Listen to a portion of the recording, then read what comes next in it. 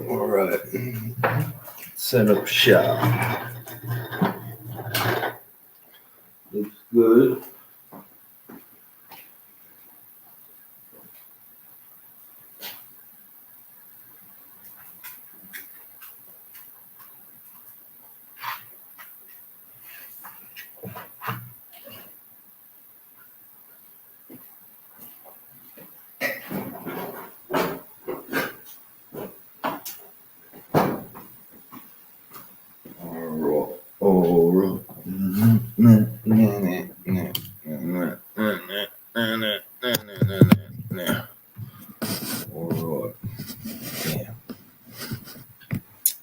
Huh. I don't think it's usually like that, is it? I left this open so I could sit over here. All right. Pen, good. No fucking juice in here. Hello. Oh no, you're very tired, huh?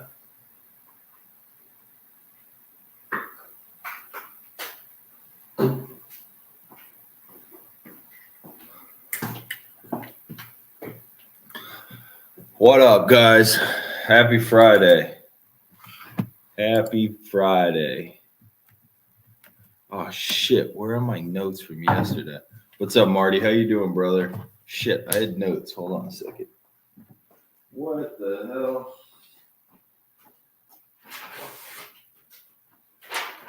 All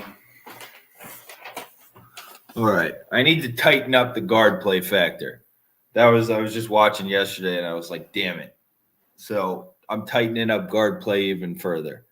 What's BBN? What the fuck does that mean? How are you, fun guy? What's up, brother? Yeah, I haven't looked at the slate yet for tomorrow. I just watched Face Off for UFC, which was nice. CTs, right state should be a pancake. I like that. I like that ferocity. I literally, Big Blue Nation. Oh, Wildcats. Who do you play tomorrow?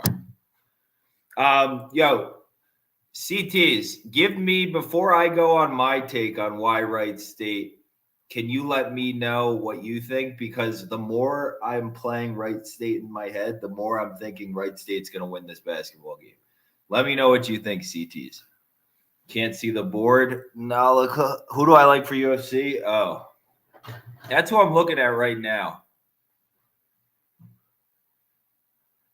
Dude, I like Gabriel Benitez a lot. I get a lot of people are like all high on this Onama kid. The Onama kid looked terrible at face-offs today, by the way. Kentucky Bama is a good basketball game. Yeah, I think I don't know. That's an interesting game. My initials said Kentucky, but now I'm I don't know. I hate Bama though. They stink. To be in such a close game with Mississippi State was not a good look. Okay, CTs, let me know what you think on Wright State, but I'm starting to get swayed down this Wright State hole. I rewatched the first game. Now, a couple things that made the first game difficult to extrapolate to this one. Jamal Cain got in foul trouble super early. 2 quick fouls, and then he picked up his third, like right after that, as soon as he got back in the game really quickly. So Jamal Cain was like a non-factor last game. He's going to be more of a factor this game, especially like on the offensive end. Because what I thought Oakland had the most success with in the first game was driving with Parrish and driving with like bigger guards.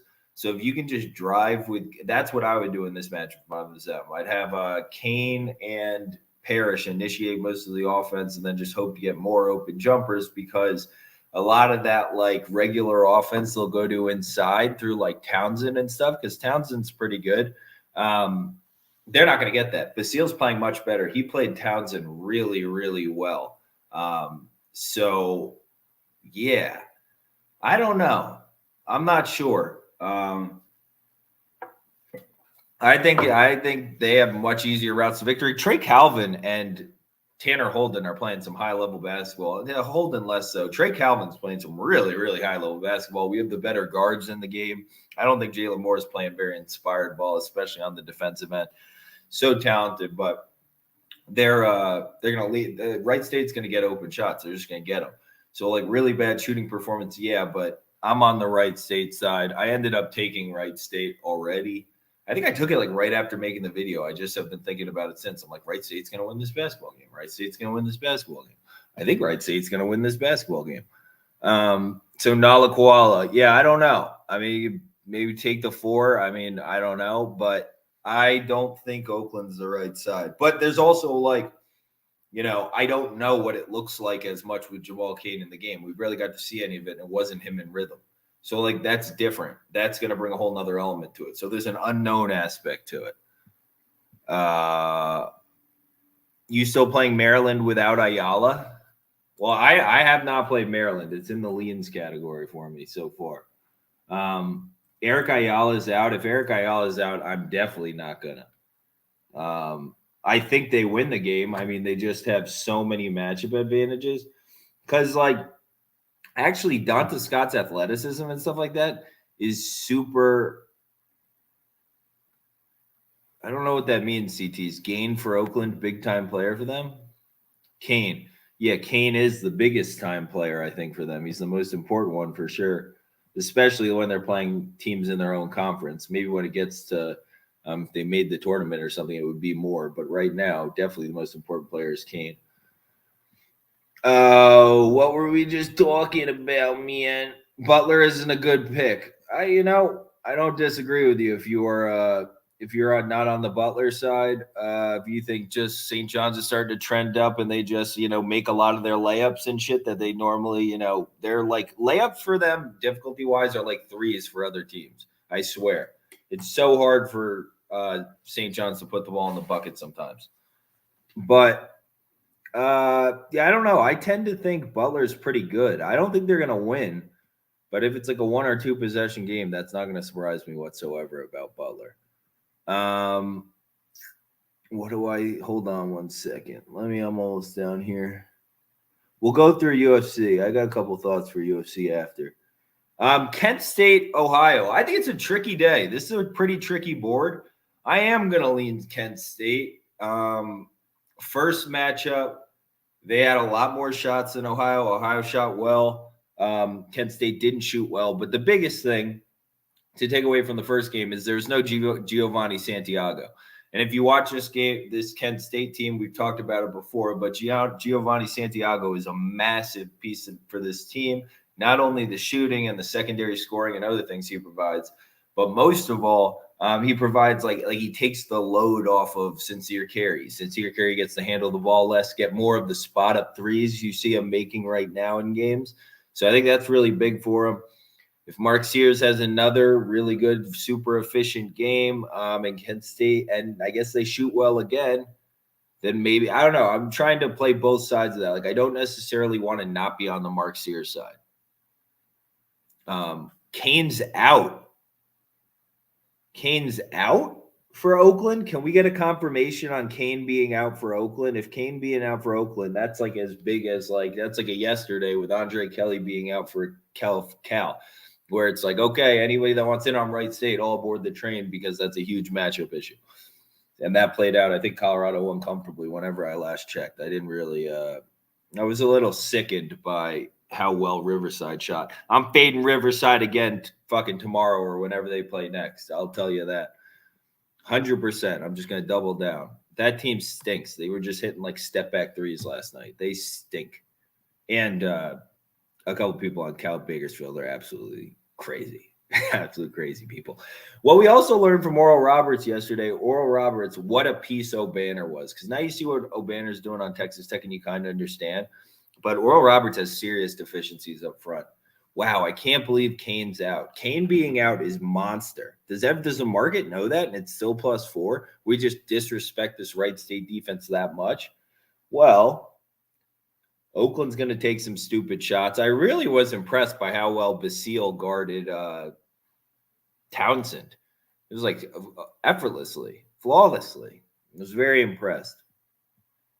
Yeah, I don't. So no, I won't be playing. I think Maryland has the matchup advantage. No, without Ayala, I won't have a nickel on him because I'm not doing any more of that. I'm not doing Fats Russell and scratching my head. I mean, you're not scratching yourself in the head. You should be giving yourself a thump because you know what it is. You win, you win. You lose, you know what it is. I'm not doing it anymore because it's like Old Dominion. I was on the fringe because I was like, this is only a sprinkle because of the unproven guard play on the road. And then they go through a huge scoring drought and kind of give away a matchup advantage. They also got fouled on the final play. That was a little ridiculous. The guy threw the guy on the ground. So whatever. Not going to keep walking into these holes. I trust Trey Calvin. I trust Tanner Holden. I trust Faulkner. I trust Vincent. I trust Pavorius. Even though they're young, those kids are awesome. Warwick, Langdon. A lot of these guys, these pull-up jumpers that they didn't make last time because they were on a back-to-back. Literally, they played back-to-back. College teams never play on a back-to-back, but that first loss to Detroit Mercy was on a back-to-back, weirdly enough. Another, because the Oakland game that they played against Wright State was also on a back-to-back. So really weird. If you're watching that game, that Wright State Oakland game, a lot of things to think about there. A lot of people ask me where I do a lot of research. You just on ESPN Plus, they save the games. So they have 4 or 5 games back for you to watch. For most conferences, Princeton versus I see people taking Princeton's playing Brown, right? No. Yeah?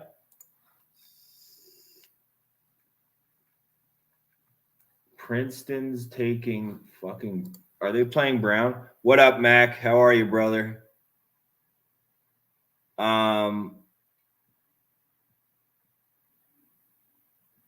What do you think of Princeton today? I don't know. How is anybody that's on Princeton? Let's in the chat. How are they up front? Did they have an answer for Cho in them? Like predominantly front court Prince Brown? Because Brown's best scoring options are through the front court. I watched it enough to know that that's their win condition. What's up, bro? How'd I do yesterday? I basically went exactly even. I think it was almost near exactly even, my slate went. So not super ideal. Sharps on Princeton. What does that mean? How do we know this? Let me look up Princeton. What does their front court look like? They have a reasonably athletic front court that'll be able to hang with Cho. What I do like is I was looking at the Browns freshman guard scored 25 last game. What's up, Brad? How are you, brother? I talked about Kent State. I lean that way. Just the physicality up front. They're starting to kind of have proven what they are. And if you look versus the first matchup, they had a huge advantage on the O boards, all that stuff, and they didn't have Santiago. Giovanni Santiago is the second most important player on Kent State, just because he unlocks so many things. High rollers, bro. What? Think Lewin's athleticism should help with that. Llewellyn is gonna guard one of those fuckers. No, he can't do that. Oh, they have the Eva Boyamin guy. Okay, they have some forwards. Oh, he's a pretty good matchup, isn't he? The Eva Boyan guy. Did they play already this season? Oh, Tosan. That's why you said the Tosan thing. I thought that was a Towson misprint. Tosan could get anything you wanted. Oh, Llewellyn didn't play first game and they squeaked it out. Tosan. Oh, fun guy. Fun guy always has good arguments. Wow, this Tosan guy's averaging 15 a game. This kid's pretty good, huh? Yeah, Cho had a bunch too, though. And then from 3, both were reasonably efficient. Yeah. If you like Princeton, I could see it. I was looking at the Yale game because I was like, oh, Penn sucks. And Penn, what's up, Sin City? Yale's kind of sucked all season. I mean, UPenn has sucked all season, in my opinion. I feel like they're still being given more respect than they deserve. So I was leaning Yale today. And then I was looking at the matchup between Yale and Princeton. I like that matchup for Princeton. I don't know when that game is, if it's tomorrow or something, but I'll be taking Princeton over Yale, I think.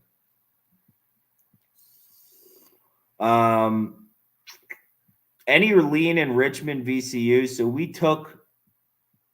I think we took VCU in the first matchup. Maybe I didn't post it on here, but I took VCU in the first matchup. And yeah, it does. It is a big game for Yale. I took VCU in the first matchup against Richmond, and I don't know. I don't know exactly in this game because the experience of Richmond and kind of like granted Ace Baldwin played terrible in that game and now Ace Baldwin's playing better. So like if VCU just like wins out the end of the season, I can definitely see that. That is a spot where the experience of Richmond scares me because they can just like score sometimes when you're older like that and stuff. And if VCU gets into one of their little like I can't really score fits, and then Golden starts to have a decent game down low, there's a scary outcome in there for VCU as much as I love them. Like I absolutely love my VCU, but there's one scary outcome. Yeah, I want Princeton when they play Yale. Yeah, I know that's not today. Oh, thank you, whoever's controlling that. Thank you. Cornell, Dartmouth, I have no opinion. I'm sorry. Haven't watched either one of them play. I can't help. I'm sorry. Mississippi State, Missouri is an interesting one because, like, I don't respect Mississippi State at all, but they're at home. So that's like the only place you can take them if you want them. You obviously, I mean, it's pretty clear by now. I think the chat's pinged in on that pretty early, but you can't take Mississippi State on the road. It's not okay. So they're at home. You know what, man? If you told me to be honest, that's like I have the same vibes about that game as I do about Michigan, Iowa yesterday. Where if you told me Mississippi State dog walks them, I'm like, okay. And then if you tell me Missouri, if you told me Missouri went outright, I'd be like, okay, it's Mississippi State. Like, ugh. So I like Butler. I respect Butler. And I just know like how variance driven and tough it is for the St. John's offense sometimes. I don't really see Butler winning the game. That's why I have spread only. So maybe I shouldn't even have it on the board, to be completely honest. Maybe I should but it was an early game and I fucking had to take something. So I took a little Butler at +8. I don't know. I don't think they're going to win. Sharp, let's get to that later because I gotta get through the slate here. High rollers, Maryland game thoughts. I think that they have the matchup. That's why they're on the board, but there's no Ayala apparently. And I think if you like losing money, definitely like invest in Fats Russell a lot. Like, and especially whatever venture he goes on to after basketball, whatever like European basketball team, find it and just invest in it and you'll be broke in no time. Fairfield and St. Peter's, Sin City. I don't know. I got hung up on that game for a while. Because even matchup wise, I'm not like positive how it goes. There's such low scoring games. And I was just like, it's going to come down to that. Fairfield and St. Peter's to me is going to come down to a possession. I'd be shocked if like that wasn't like, a one possession game and they're both like just bricking shots over the last 2 minutes. And fucking it's who doesn't want it less or whatever it is. I don't know. I honestly trust Fairfield's guards slightly more, the slightest of slightest. Jake, bad beat on Old Dominion yesterday. Surprised Marshall closed out a game. Well, the one guy threw the guy on the ground when they were down 2 or whatever with however much to go. He just threw the guy on the ground on the pass down court, which was annoying. But when you go on a huge freaking drought like that, like Old Dominion, I mean, it's the guard play. And I know it's the guard play, and I walked us into it. So that's my bad. I have to be tighter about guard play. That's just what it is. That's why Maryland, I'd rather fucking walk myself out to the street and just lay in the middle of the road than put any money on Fats Russell tonight. Because what's the point? What is the point? You're faded. I am. Thank you. Maris Sienna, what's your thoughts? I think Sienna is just like at this point they're kind of shown that they're gritty. They're a gritty titty on and they're talented. I mean, this is a team we said originally, right? Like our thoughts on them throughout the season have been they're going to improve as the season goes on. They have a bunch of talent. That Colby Rogers kid is fucking talented. Stormo's good. They have enough experience with like Gaines, etc. I don't know. I think the inexperience. I looked at the first game, and I don't think Marist can play much better, especially their guards are going to be able to produce a better game against Siena. So I'm like, where's the extra, the oomph going to come from for Marist? Especially, I mean, home court advantage doesn't mean very much in the MAC, but still. So I think Siena is going to win. I do. I don't think there's like a ton of value there in some stuff because Marist is good, but Siena's got talent, man. If these Marist guards were older, then I'd be more in that ship. Thoughts on Iona? Rick Pitino goated. I used to belong to Equinox when I lived in the city. I used to ride like 2 or 3 times. I found myself next to Rick Pitino on I was on a running thing, and he was on the elliptical, maybe it's called. Leans. This is the Leans. Riding VCU again today. I get it, man. Gage Dodds, I get it, brother. We love that program. I'll never get in the way. I can see it going wrong. I bet on them the first game, and I was like, it might be a little bit easier for Richmond to score. Like, I feel like I'm on the side where it's a little easier to score. Do I bet my Leans? It depends. I mean, like for tiny bits sometimes, but like, I mean, I won't have I'll tell you who I won't have a nickel on. It's just up here for people when they're asking questions. I won't have a fucking nickel on you. I'll tell you that. Rather shoot myself. Won't have a nickel on. Oh, that's it. Yeah, I won't have a nickel on Maryland though.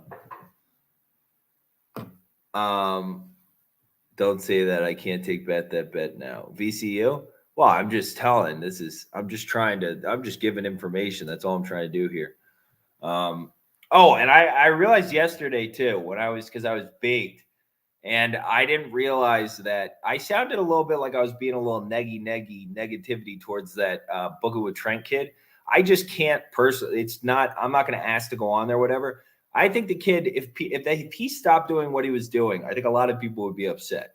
I think the kid's helping a lot of people. I don't want to make it sound like that at all. If he ever needed help from me, I would help him. I'm just not going to go out of my way to ask to be on that mental asylum.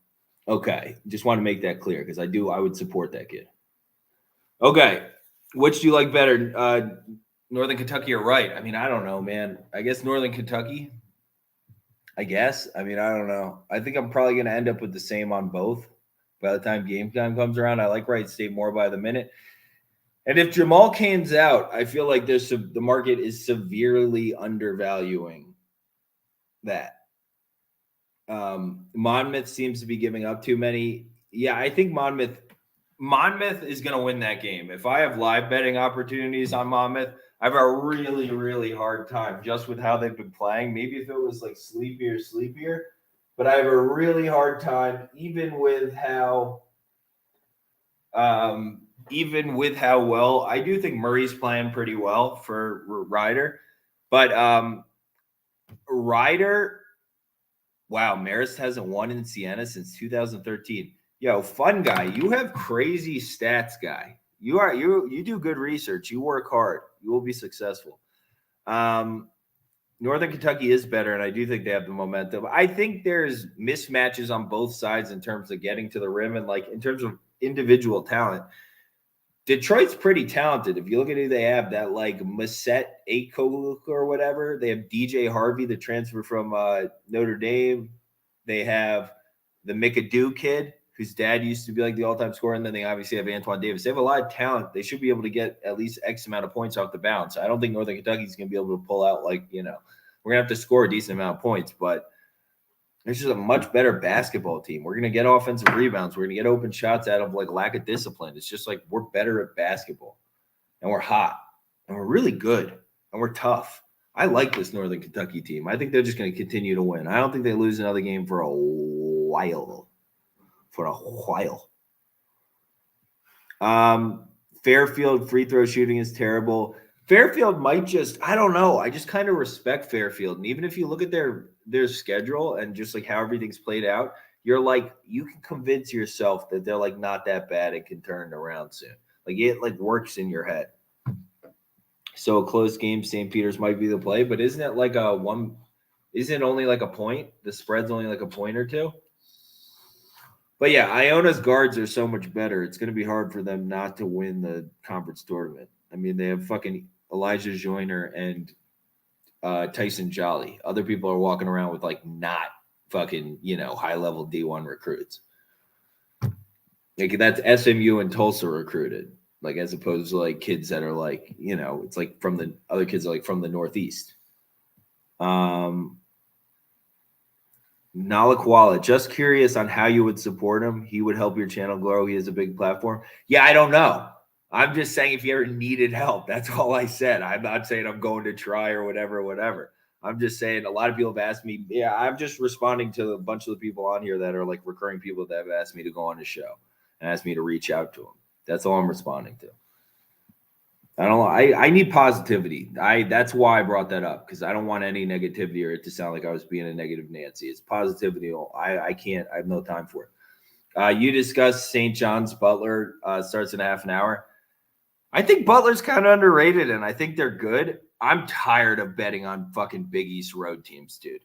Big East road teams get shafted night after night after night after night. Just I feel so bad for Big East road teams. It's like, did you watch that Creighton DeBall game?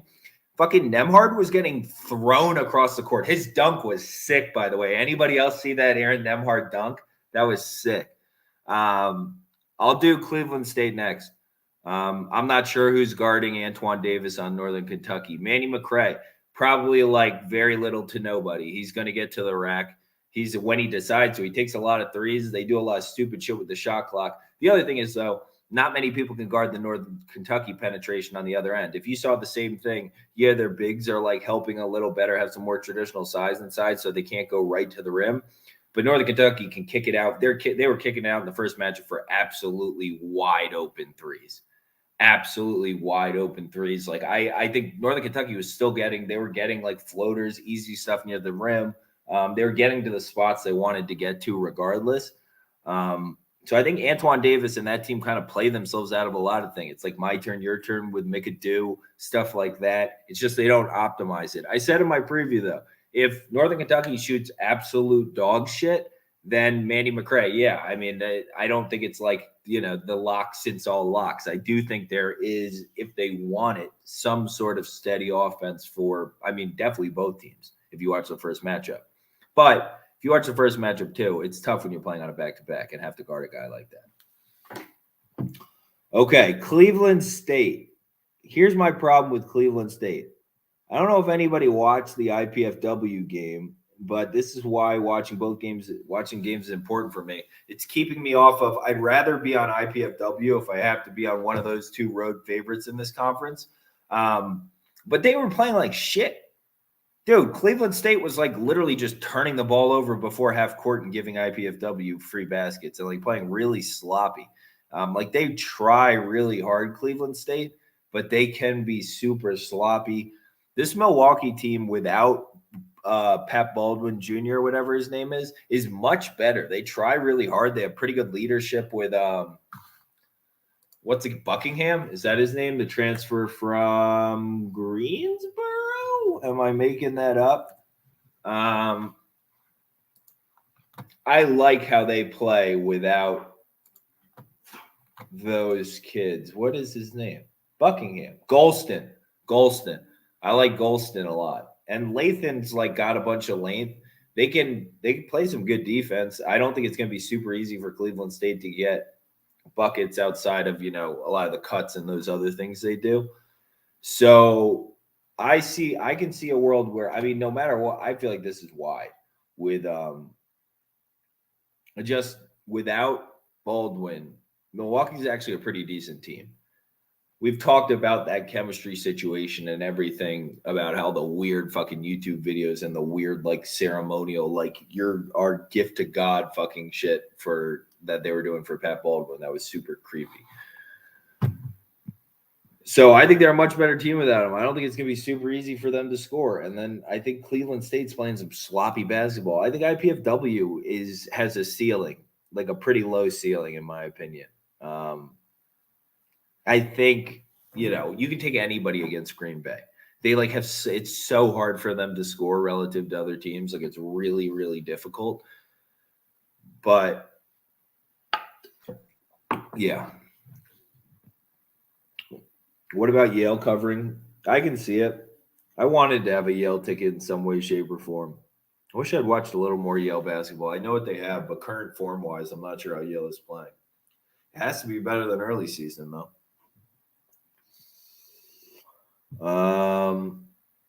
Okay. Did I get through all of these? Nice. All right. Did I not do? Let's see what I didn't get through. Slate wise, running down. I don't think St. John's. I might even look for an opportunity to live bet St. John's. I have like a tiny bit of +8 beforehand on Butler. Well, I think St. John's is going to win that basketball game in some way, shape, or form, especially if there's no Hodges. Wright State money line or +4. Whenever, so this would be a weakness of mine that like people that follow me a lot to factor in. What's up, Caleb? That like followers of mine factor in. The way I handicap is like I'm like it's like a problem solving thing for me. And in my head, I'm like playing I'm not as good at, I don't think I'm better handicapper than I am gambler, put it that way, because I'm trying to solve the problem of who's going to win. And a lot of times the problem of like the value on the spread versus like who's going to win, which is like ultimately the problem I'm trying to solve. It's like difficult for me. So that would be a drawback. That would be what's difficult, because you see a lot of times plays I only play money line, the spread hits rather easily, especially when they're big dogs. I'm learning too. Every day is a brand new day. What up, dude? How are you, brother? What's up, Peterson? How are you, man? Yeah, let's have a day. And in doing so, I'm going to restrict my plays to guards I trust. I know I trust Northern Kentucky's guards. I know I trust Wright State's guards. So I'm trying to weed out a bunch of where I'm sitting there going, what the fucks today. Okay, we touched on those. I do. Siena, if any of these are going to make it, it might be Siena. But I like Atuka. I like Morris or whatever the other one's name is, the other freshman guard. I really like them for Marist.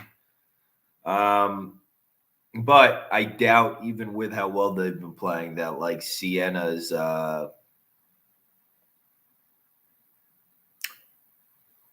I still feel like they inevitably have to be undervalued in the market given how many transfers they had, how many continuity issues they had early. What do I think about the Kent State matchup? I just like don't want to be on the other side of Mark Sears. Like that's probably why I'm not going to play it. But at this point, I have to be some semblance of wrong on Sincere Carey. Like, you know, when you're wrong, I know I'm wrong on this. I think I have to be some semblance of wrong because he's playing some damn good basketball. Granted, the Giovanni Santiago thing has been the biggest thing this season. So it's like weird the product you've been seeing and relative, because Sincere Carey plays twice as good when Giovanni Santiago is in the lineup. I think we can all agree on that, yes. So they didn't have him for the first matchup. Kent State still out-rebounded him by a ton, had really good looks at the basket. I mean, you're scoring 72 on the road for Ohio without Giovanni Santiago. You're doing a bunch of things right. They can do it. They have the defensive weapons, especially two like Garcia and Jacobs on Sears in big spots. Maybe do a little bit better job defensively on Sears, especially at letting him personally get to the bucket, make some other people beat you. Now, granted, not as much guard depth for Ohio in that first matchup too, so something else you need to think about. But I'm not sure. I mean, it's going to help a little bit. Because the guards that are going to be replacing like Schmock and shit that were playing tons of minutes last game are more athletic, but you're still going to have a rebounding problem. I think Kent State's playing good basketball. At this point, you just beat Toledo on their court and in like pretty dominant fashion. Like every time Toledo tried to make a run, it was like, no, fucking no. They kind of dominated that game. I don't want to get in front of that train, especially with an Ohio team that I think they're good. I think Sears is good, but I don't think they're great. Did you decide 1 or 2 units on Northern Kentucky? I put 1 so far. I don't know. I put more than 1. I put I don't know. I have 1 and change on it. But it ultimately, for you, it's a lot like the Towson play for me, where I think value-wise, because Detroit does have like what Manny said about Antoine Davis. There really isn't anybody to guard him one-on-one. Like, even when he wants to make smart basketball plays to get to the rim and stuff, he's going to have a very good chance of doing so. He just does it so little compared to how much he should in this offense, etc. Even just when he has the ball, and then all the other inefficient offense going on in this offense. The big guys aren't going to shoot better than they did in the first matchup for Detroit, so we're fine there.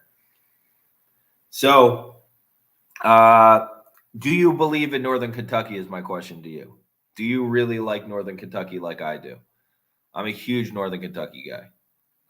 So, yeah, I believe in Vincent. I believe in Pavorius as young kids. I like Warwick. I like Warwick, but I love Faulkner as a leader. I think he's an awesome leader. I think this Northern Kentucky team's on a roll. The only game they've lost is the back end of a back-to-back where they fucking shot kind of poorly. And, Antoine Davis at the end of the game wasn't getting to the rim. He was taking like a 33-foot pull-up three to like win the game, basically. So that's like, I just go by your word, bro. I don't know half these teams. That's not what just to be like fucking disclaimer. That's not what I'm trying to do. I'm trying to just help people like learn and stuff like that. Like, I'm not trying to have maybe people blindly take my shit, but each on to their own. But I'm just trying to help in any way I can. That's literally the purpose of this. So as long as I'm helping, brother, okie dokie. Okay. Are there any others on this slate? So yeah, I would take Monmouth there's got to be a good live bet spot on Monmouth. Everybody that's like anybody that's new or over the last however many weeks, my buddy is really good friends with somebody on the Riders staff. And I know in my heart of hearts, because I've seen it happen and then I have other information, I know Kevin Baggett is a poor coach. If you can call him a coach. I don't know. I think he's a collector. I don't think he's a coach. But yeah. That SEMO game was said last week. Yeah, that was the worst basketball game they played, and that's why everybody that messaged me personally about SEMO or whatever, why I said you can't really take them right now against Tennessee Tech, and I don't think they won that game. So sometimes you got to learn. I mean, the current form is like one of the most important things in handicapping. I mean, you just don't win every game. Sometimes people play like shit. I'll tell you, Riverside proved nothing to me last night. They just hit a bunch of step-back jump shots, like literally step-back threes from like a fucking fifth-year senior walk-on. When those aren't falling, they're going to have some problems. Cal Poly is going to smush their face in a few days. Maybe is it tomorrow? That Cal Poly Riverside game, circle it. We're taking them. We have Tulane circled. Tulane's going to beat Houston next time out. Cal Poly's also rested because their game got canceled yesterday. I was salivating at that. I was watching the game and I was like, we're going to have some problems inside with this McCray guy, but this Karoma is going to have a very good game. When is it? 2/19. Tomorrow at 5 p.m. Pacific, we'll all be on Cal over Riverside, Moneyline. I'll probably get a good price. I bet you'll get like a +8 because of that performance that just happened. +6, +7, +8, anywhere in there. Spread and Moneyline will be on the rec sheet tomorrow. Same thing with Tulane. We're going to get them as some sort of shortish home dog. I bet you they're assholes and make it like 4 or less. And we'll be taking them. Get to that one early. People are going to be on Tulane. There's no way anybody with money believes in Houston. If there are people with money that have Riverside opened 11.5 versus Cal Poly, I almost just came in my pants. That is fucking lovely. Cal Poly money line all day. All day. Oh, I'm getting giggly. Tomorrow's going to be a good day. On 5 dimes. Interesting. It's going to get hurt early. I doubt it opens to everybody at fucking 11.5. That would be crazy. What time do you do previews for Saturday's games? That's a hole in our content that we're going to have to fill because I don't. So at some point, I don't know, especially with baseball and stuff, I don't know what we're going to do with Saturday because, I don't do shit. So we're going to have to figure that out. Milwaukee over Cleveland State. Sin City 10-16. I think I agree matchup-wise. I definitely do. And I think inevitably Milwaukee's underrated without Pat Baldwin Jr. because a lot of people have to factor that in. It's like a negative when if you've watched Pat Baldwin Jr., he ain't. He's a net negative. He is a net negative. You know who he reminds me of? Even though he's a better shooter, so it's not the same thing, but like his vibe, Ben Simmons. That's who Pep Baldwin Jr. reminds me of. Same vibe. Like I think they hang out together. Neil Kumar shit, brothers. I haven't looked at anything tomorrow. I got to look at it. I just got done doing UFC today, so I'm pretty set on who I'm going to lock in for UFC, and we can talk about that in a sec. Fairfield St. Peter's, I think is going to be like a one possession game. Johnny Hinkle. I'm really not sure because I guess Supreme Cook probably shouldn't get a ton going. There's not going to be much for Fairfield inside, and I don't think similarly like St. Peter's is going to come down to guard play, in my opinion. Which set of guards gets it done? Fairfield probably has the they do have the experience edge. St. Peter's has probably the straight athleticism edge, especially with a couple I can't do that Dasher guy, and I can't do when that Rupert guy's on the court. There's a bunch of St. Peter's guys that I just literally can't do. I can't do them. So like if it gunned to my head, I think I have to take Fairfield, but I don't even want that. I don't know. Wright State is not covering against Oakland. I don't know. Jamal Cain's out. Apparently Jamal Cain's out. That would make the matchup a lot more like the first matchup. And then I'm definitely, if it's a lot more like the first matchup, I'll take Trey Calvin. I get that was off of back-to-back.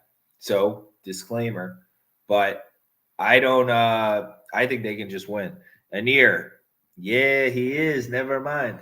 I found that out about CTs from the YouTube chat. We got some really smart basketball people that watch basketball and do their work in this chat. Yeah, that's why it's like success is inevitable. Princeton Moneyline. I don't know. People seem to like Princeton. People seem to think it's a sharp play. You think he's playing fun guy? Ay. I don't know. I'm on it either way. Because I think at this point, Trey Calvin is being super undervalued in this market. If people watched, hasn't practiced all week, I don't know, fun guy. Yeah, I don't know. I think they're already dealing with some chemistry problems on that Oakland team. Their offense has been looking goofy. I rewatched some of their last few games, just little bits of it. Jalen Moore looks like he wants to be anywhere but playing basketball right now. I don't know why. That kid is so talented, and he just looks like it's like, oh, do I have to? Are you making me play? I'm fine. I'll go play. And here you're on Golden Grizzly, so you're on Oakland either way. Oh, nice. You met Jalen Moore on campus. I'm interested to see what kind of kid he is. I actually loved that Rashid Williams kid when he was on Oakland. Before he left, he's now on, I think, St. Louis, but he's not big enough to play there, so he's just going to wither on the bench and do nothing, I guess. We're probably going to down transfer somewhere else. Probably should have just stayed at Oakland. But you ever met Jalen Moore? I'd love some inside info on him. Mark Sears seems like a good guy. I think Noah knows him. Borelli knows him and says that he's a good guy. He's in one of the classes. Princeton started really hot. They just cooled down, but bully the Ivy. Yeah, they seemed I saw they have this Evo Boygan guy who seems to be enough of a problem, at least on one end, to tire him out or a matchup. Although I saw Cho went 8 for 12 in the first game, and he is definitely their biggest offense. If he gets the young Princeton, I'll tell you, if that Cho guy gets that Evo Boygan in foul trouble early, that's a problem. I'm waiting. I'll just take Princeton versus Yale. I'll wait and watch tonight, and then I'll take Princeton versus Yale.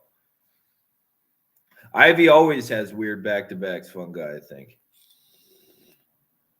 Princeton goes on a bus to play Yale tomorrow. So I would love to see a game where Princeton plays really good. Well, I don't want you guys to lose, but Princeton plays really good. It's a tight game. And then I get some value on them tomorrow against Yale, who beats the shit out of Penn. That would be an ideal scenario for me. What does Kentucky mean? N-O Kentucky? Oh, no Kentucky. Oh, that is kind of confusing. I didn't think about that. Thank you. North. North. Now I make it even more confusing. People ask, what does it say next to the no? I met Trey Townsend. He's a great guy. Oh. Nice. Yeah, Trey Townsend, I think he does seem like a cool guy. Problem is, I think, did you watch the first game, brother? I thought Basili played really, really well against him. Like, really good defense. He kind of owned his lunch. And then I think on the other end, he can implement himself more in this matchup. I think that part of the matchup goes to Wright State, in my opinion. Because I like Towson. Games where Towson has a plus matchup, it's like super steady offense. I agree with that.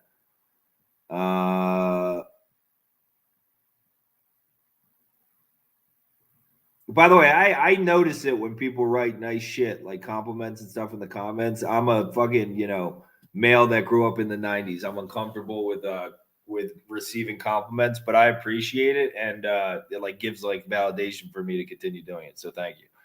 Yale Penn was such a good game last time. Ivy League was the league I tried to focus on most of the year at the beginning of the year.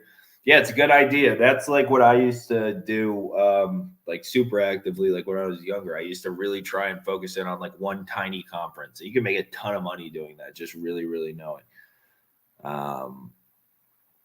But I feel like I put in a decent amount this year. I know I have a pretty good beat on what's going on. I feel like right now going into, like, I can figure out where my picks are going wrong pretty easily. It's like you're just risking it with guard play a little bit.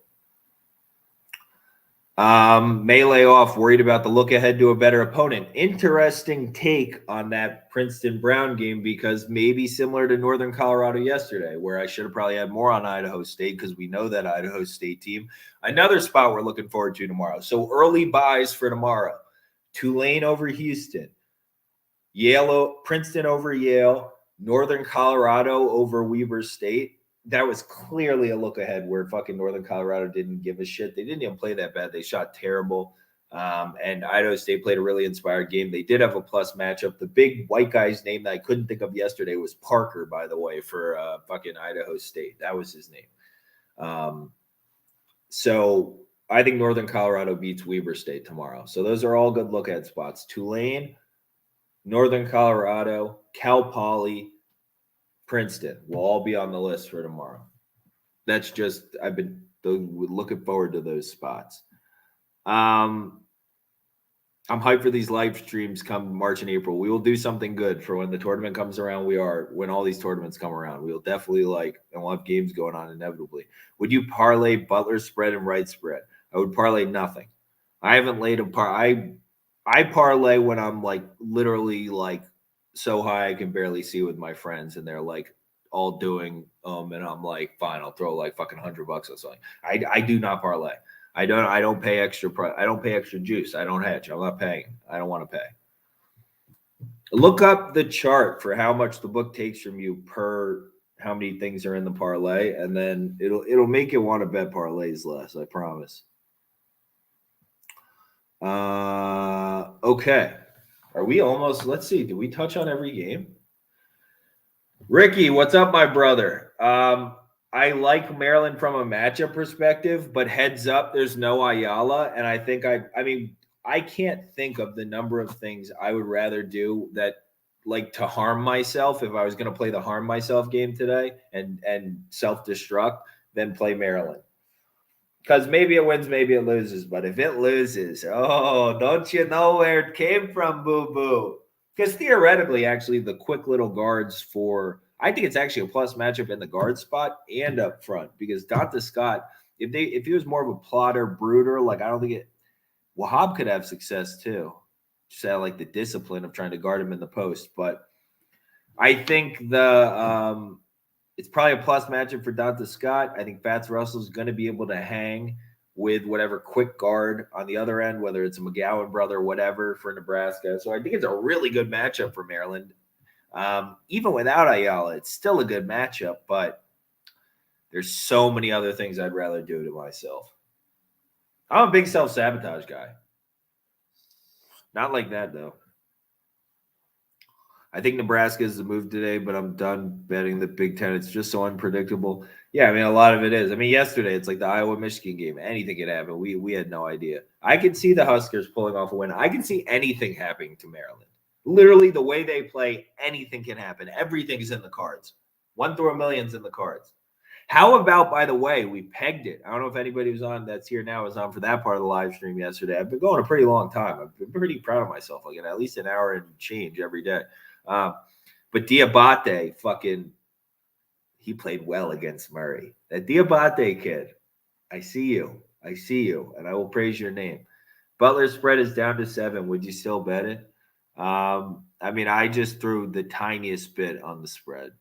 Oh, it's down to 7 now? Yeah, I mean, 7.5. You're just going to push versus whatever. Like, I think it's going to be a close game. I don't think Butler's going to win.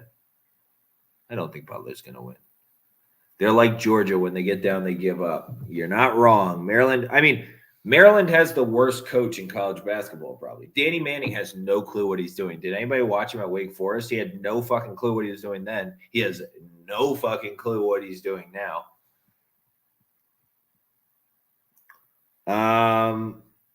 Okay.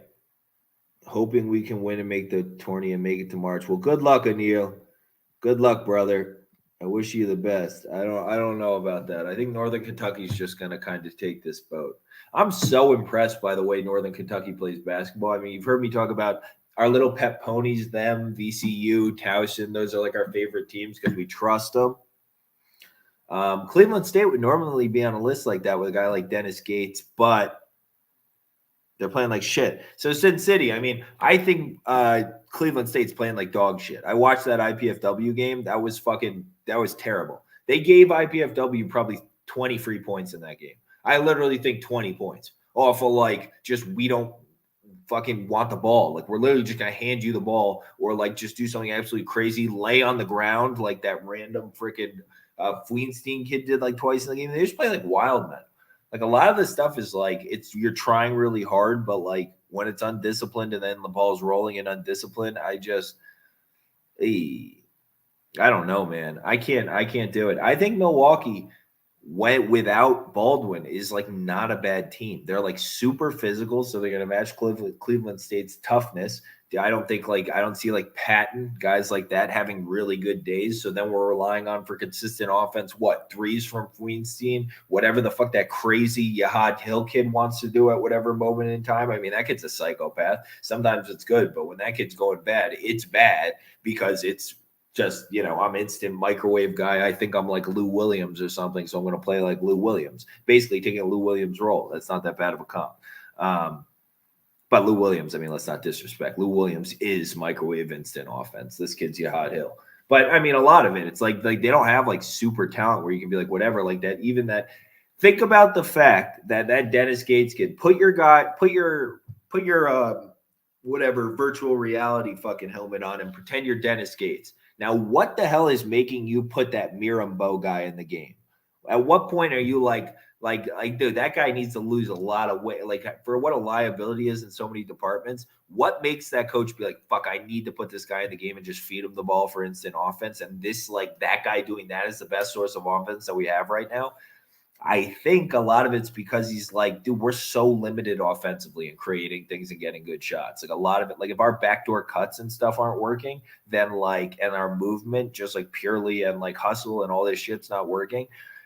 And there's a big guy to put in front of Patton's drives and stuff like that. I mean, we don't really have a source of offense. It's pretty bad at times. So if you're just going to give away possessions on one end and then, be doing that, it's like Cleveland State's not sexy to me right now. And I like that program. I like them a lot.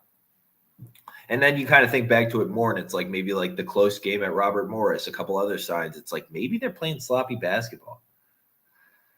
IPFW today, they're 2-7 on the road, but playing a bad Green Bay team. A Green Bay team that just really, really struggles with offense. They have a really, really tough time getting offense going. They have very little shooting. Now, projecting to the future, I think we're going to be buying this Green Bay team in a year or two. This coach has to be watching the shit, and they had to have recruited a freshman or two who could shoot. Maybe they'll get a transfer. And I think that McGee kid's pretty good. The one white big man kid, maybe his name's Shaflin or something. He's not bad. Covering the spread, I'm less confident about, although it's almost like, what is Green Bay? We have enough guard play. Even if I don't like IPFW, that's the thing. That Cleveland State IPFW game, I thought was a dumpster fire. They both scored 100 points, but that was some bad fucking basketball. I mean, there's some good shot making, but some bad basketball. IPFW is limited to me. I don't think they're ever, I mean, how many games are we into the season now? I don't think they're going to figure out the offense.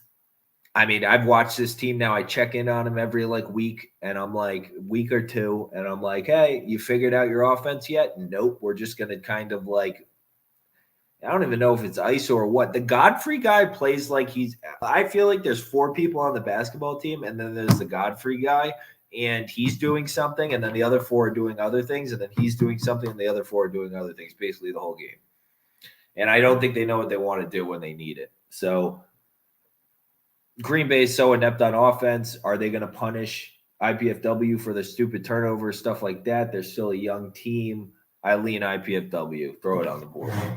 I bring myself around that if I have to do something, I'll take IPFW. But I just don't trust them. I'll tell you this much. I'm not going to touch IPFW with a 10-foot stick in the tournament, even though I think Chong-Chi is awesome. David Birdman, quick. Sorry, brother. I don't have. That's like the one game I literally can't help with. Cornell, Dartmouth. I just don't. I haven't watched. I haven't watched either really play. I know Dartmouth, like generally what they are, but I have like no current form, and it's just not going to be helpful. I'm going to lead you astray, brother. Oakland undefeated at home. You like Wright State? I have a bet on Wright State. I've convinced myself into a bet on Wright State, brother. Jamal Cain, I mean, it seems like we have split opinions on whether he's playing or not. I don't know if we have any confirmation on whether Jamal Cain's playing or not. But watching the first matchup, first of all, watching the last, I don't know, I want to say like 5, 6, however many games, I feel like Jalen Moore doesn't want to be there. I don't know what he's doing. I don't even think he wants to be there. He seems like he's super disengaged, especially on defense. I don't think he's going to be able to cover Trey Calvin. Trey Calvin's playing fucking high level basketball. I think Basile is an awesome matchup for Wright State. So yeah, I don't know. I think Trey Calvin and Tanner Holden. I think the most worrisome thing is if Kane plays, Parrish plays, and then they kind of get a ball rolling with like downhill drives between the two of them because we're gonna have to put Holden on. I mean, either Kane or Parrish. There's gonna be a size advantage for Parrish or Kane. They're gonna be able to they want to bully up and drive. They're gonna be able to do so, kind of similar to like an Antoine Davis for Detroit. So if you're playing that side, that's what you really like in that matchup. Now, for me, I don't think they're going to be efficient enough in doing so in either case. Oakland takes a lot of really poor shots, and there's a lot of like my offense, your offense between McAdoo and Davis. And I guess Harvey at least tries to play some team ball. Gave you UCLA and Michigan yesterday. Visor boy, nice job. McGowan turns next against a bad Maryland team, Nebraska Moneyline. I can get it. There's no Ayala. I understand. I still think Maryland has it from a matchup perspective, purely X's and O's, but that doesn't matter for Maryland all that often. I mean, they are what they are, right? They're turds. Okay. Anybody down for a little UFC? I got a couple thoughts. First of all, I just gotta throw it out there. If you're taking David Onama, if you decide to go in on the David Onama hype this weekend, you gotta watch weigh-ins and you gotta watch face-offs. I think the guy had to have had a bad one. He's a big boy. I think he had a bad one because he looks like shite. Benitez is so much older, more experienced. There's value already. I have to take it. I have to take Gabriel Benitez. I know he's taking a lot of damage lately and he's facing like a big guy, but I gotta. -4 seems a little short for Virginia Tech at home versus UNC tomorrow.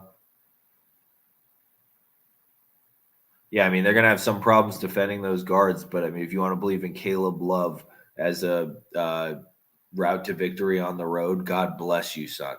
And Virginia Tech's playing a lot better. It does seem kind of short. I don't know a little about UFC, but I'm here to learn. I don't know as much about UFC as I need to either, but same thing for me, man. If I'm going to manage a fighter this year, I think I have to. So, I don't know. Benitez can give out that one from like an X's and O's standpoint. I think interesting because I think a lot of people are also valuing how much that David Onama guy landed on Mason Jones, who's a glorified punching bag. God damn it. The Texas Tech game. Where is it? That's what I had to look at because are we going to get some value on Texas Tech tomorrow is what you're trying to ask me? I'm not a Texas guy right now. Where is this fucking game? I cannot find you, but I'll go down the rabbit hole for you, brother. Oh. I don't don't know, man. It's at Texas, and I'm gonna have to pay probably like, what am I gonna get? It depends on what the line is. What's the line? If it's at Texas, what's the line? If we're gonna have to pay some fucking juiced up line on Texas Tech, the last one was at Texas. Was at Texas Tech. I should have known that. I don't know. Kentucky looked really bad, dude. They looked really, really bad the other day. So I get everybody's going to be on fucking Kentucky and the what's his face bashes his head in train. I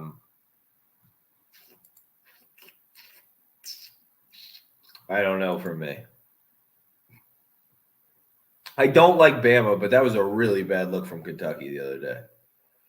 Looks like Texas is -1.5 at home. That's it. We have to take like Davian Warren on the road fucking at this price. Yeah, that is a juiced up price. You can't give me a 3.5 or a 4 there. It's that bad. I can't get a 3.5 or a 4. Oh, I'm not sure, man. I'm not sure about either of those matchups. I don't want to touch Alabama with a 40-foot stick. I don't know. I got to look into this stuff, dude, because I got to look at the last matchups. Like, I'm a matchup-based guy, so I at least got to jog my memory on, like, really specific matchups unless I've been looking forward to something. So, I don't know, man. Maybe I'll try and go live tomorrow. I don't know if I can go live tomorrow. I will figure out something better for weekend shit. I will have to do that. That's something everybody's talking about it. I'll have to do it. Kentucky played really bad in that last game, though, man. Like, that wasn't a good look. That's, like, not something I want to be backing, how Kentucky looked, like, lifeless against some team that you have, like, at every position, you have, like, 2 years of experience, and you come in with your dick between your legs, and I got to trust you to go to Bama. And I'm kind of noticing a theme throughout sports. Like, if you want to – I really have to trust right now at this particular time of the season. I get road teams have just been crushing. By the way, nice Troy call yesterday. All the Troy call people, I was thinking about you yesterday. Nice call. I should have found my way onto that. I find my way onto fucking Old Dominion, but no Troy. Come on. Yes, Bama does shoot a lot of three-pointers. I agree. I don't hate Bediako, though. I will figure out a solution to getting more information because I can't just like snap give reactions to games right now because my snap reaction, ain't always the right one. So,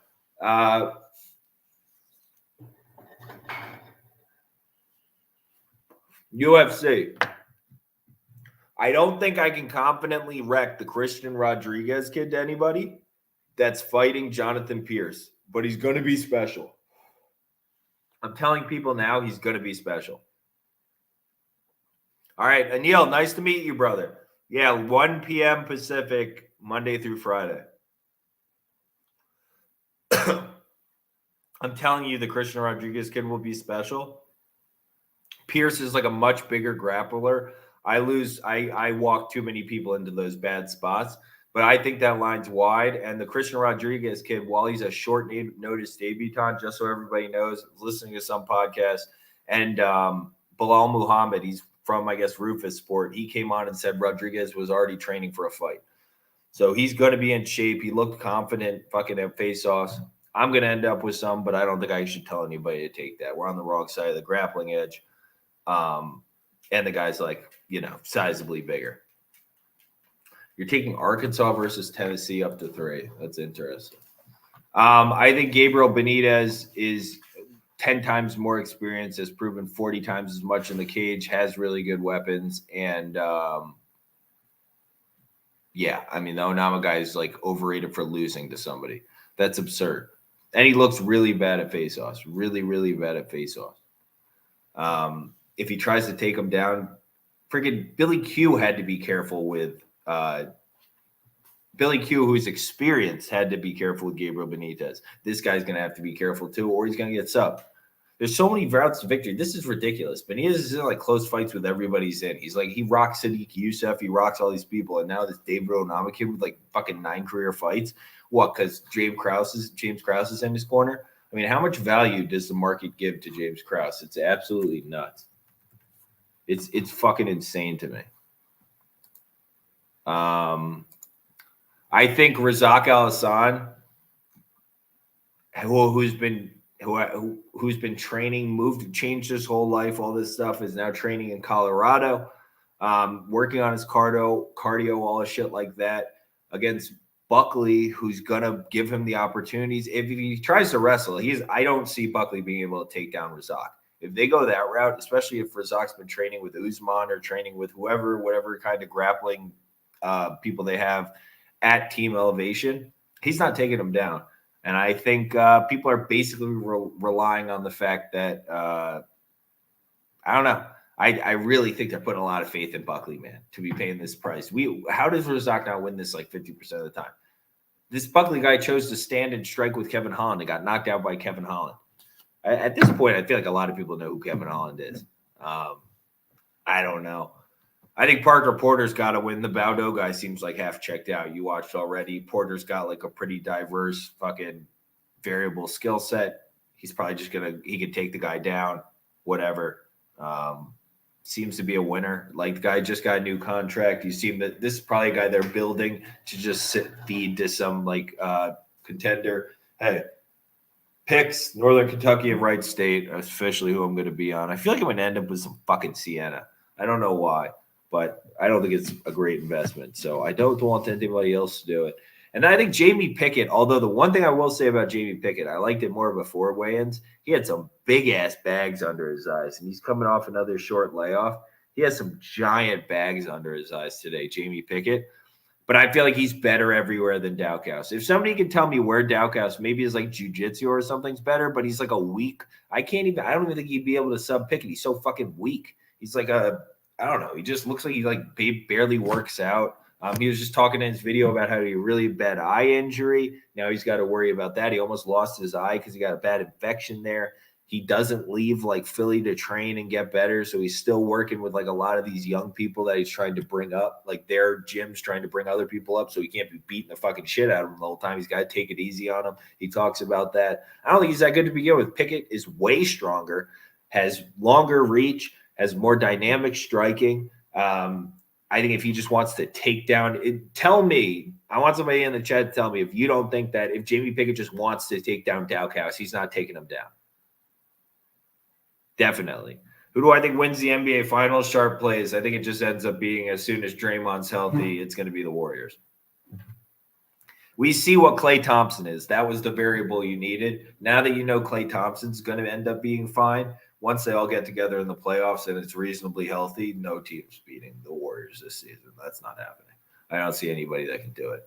Who would you be afraid of that's going to take down that team on the Warriors? I don't need to be watching a ton of NBA right now to know that.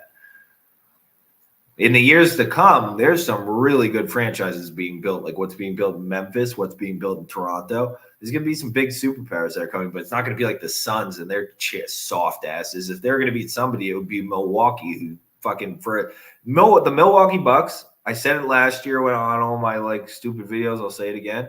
The Milwaukee Bucks will go down as the worst team to ever win a championship. Like actually, like just what the team is, worst team to ever win a championship.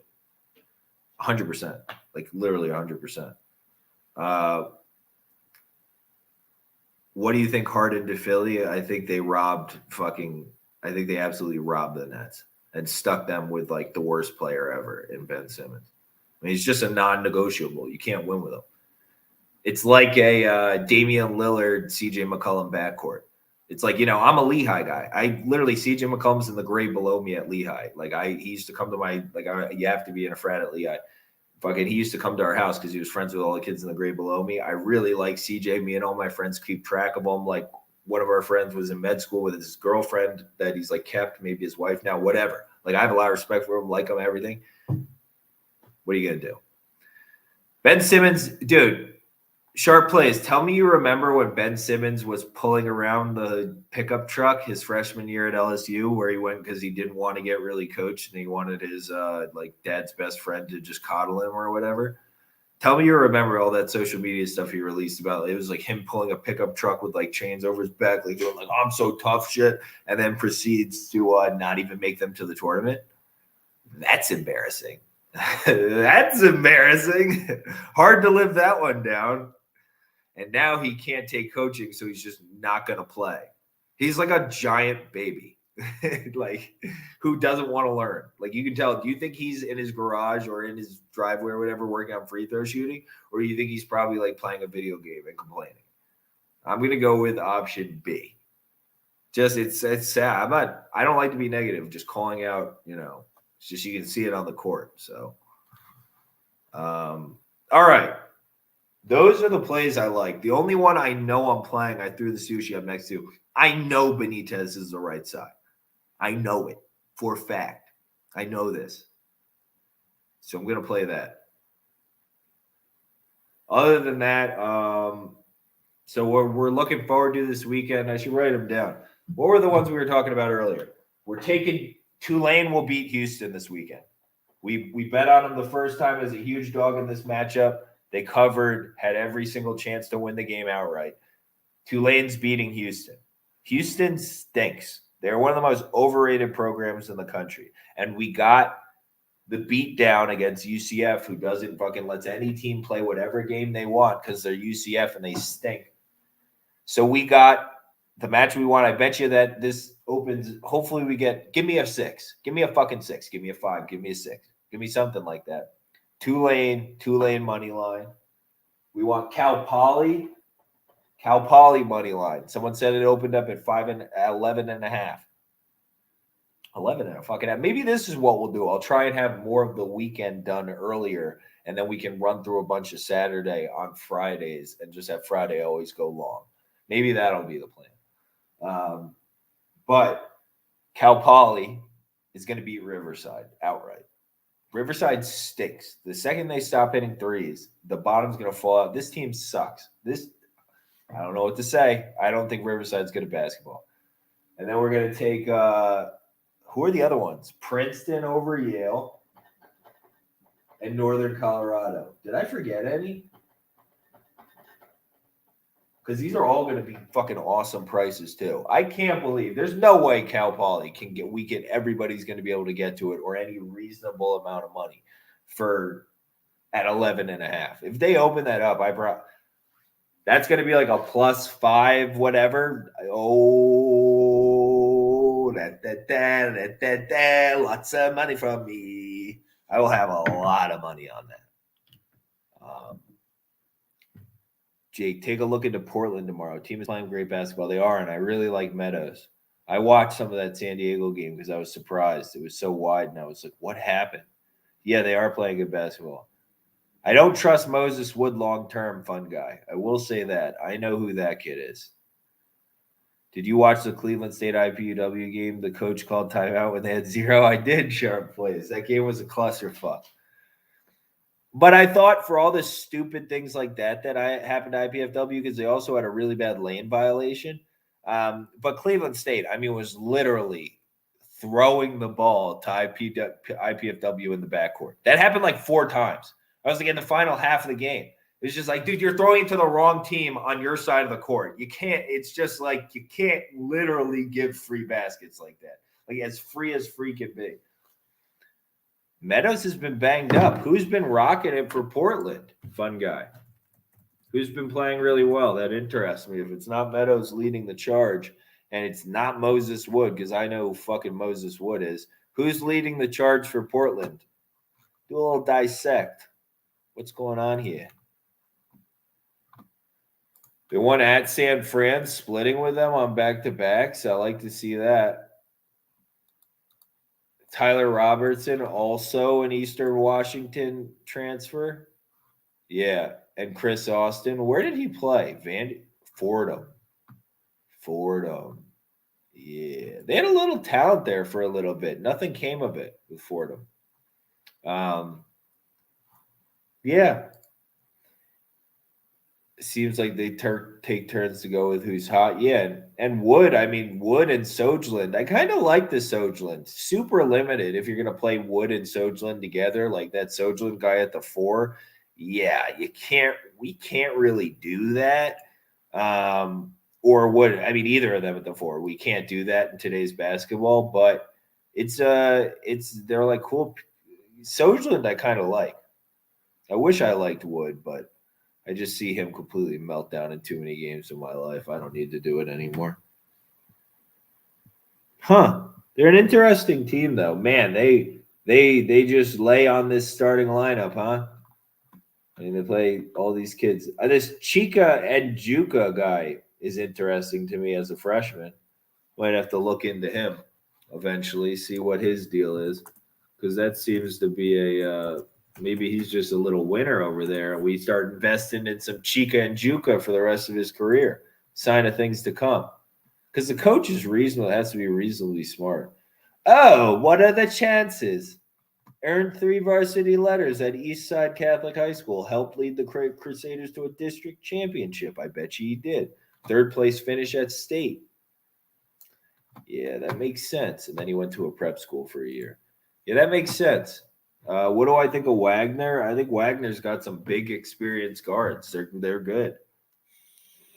They can beat a lot of people with that recipe. You play some damn good perimeter defense. You got experienced guards who can score. You can do a lot with that.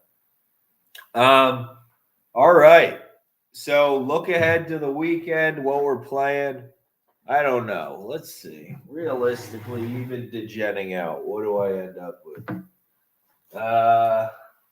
The Butler game started. What happened? What's happening? See early. How do we kick off this? The guy on Cleveland State missed 2 free throws with 1 second left and missed post. Yeah, I know. Insane. Oh, yeah. I forgot that part. Yeah. That was a crazy game. Insane-o game. Oh, Hughes is back. Oh, no, DJ Hughes. Chuck Harris. No Bo Hodges, though, still, huh? Yeah, no Bo Hodges. Bo Hodges, and I might have taken Butler. I got to watch this a little bit. It looks like they're going to a lot of Champagne early. 8 early points from Champagne. You like to see that if you're on St. John's. Maybe he can have a big game. He's not his brother, though. That's unfortunate. What is that? Dino, are you scratching the couch? 12 minutes to go in the first half. That game was wild. I know. The players like pet the coach's head after making a million mistakes. Well, the good thing for IPFW, because I forget how we ended up talking about the coaching for that before the game, but what's it called? So, I mean, they have a certain level of just base leadership because of the Damian Chong-Chi kid. Like, I'm sure people remember it from when Mount St. Mary's went to the tournament and they did stories on him. But that Damian Chong-Chi kid has been through, like, hell and back. Like, that kid used to he's carried I think his dad got shot or something and was, like, paralyzed. And as a kid, like, and you see he's kind of small, had to, like, carry his dad up and down their apartment, like, however many flights of stairs, because there's no elevator in the apartment, like him in the wheelchair up and down the stairs as like a little kid.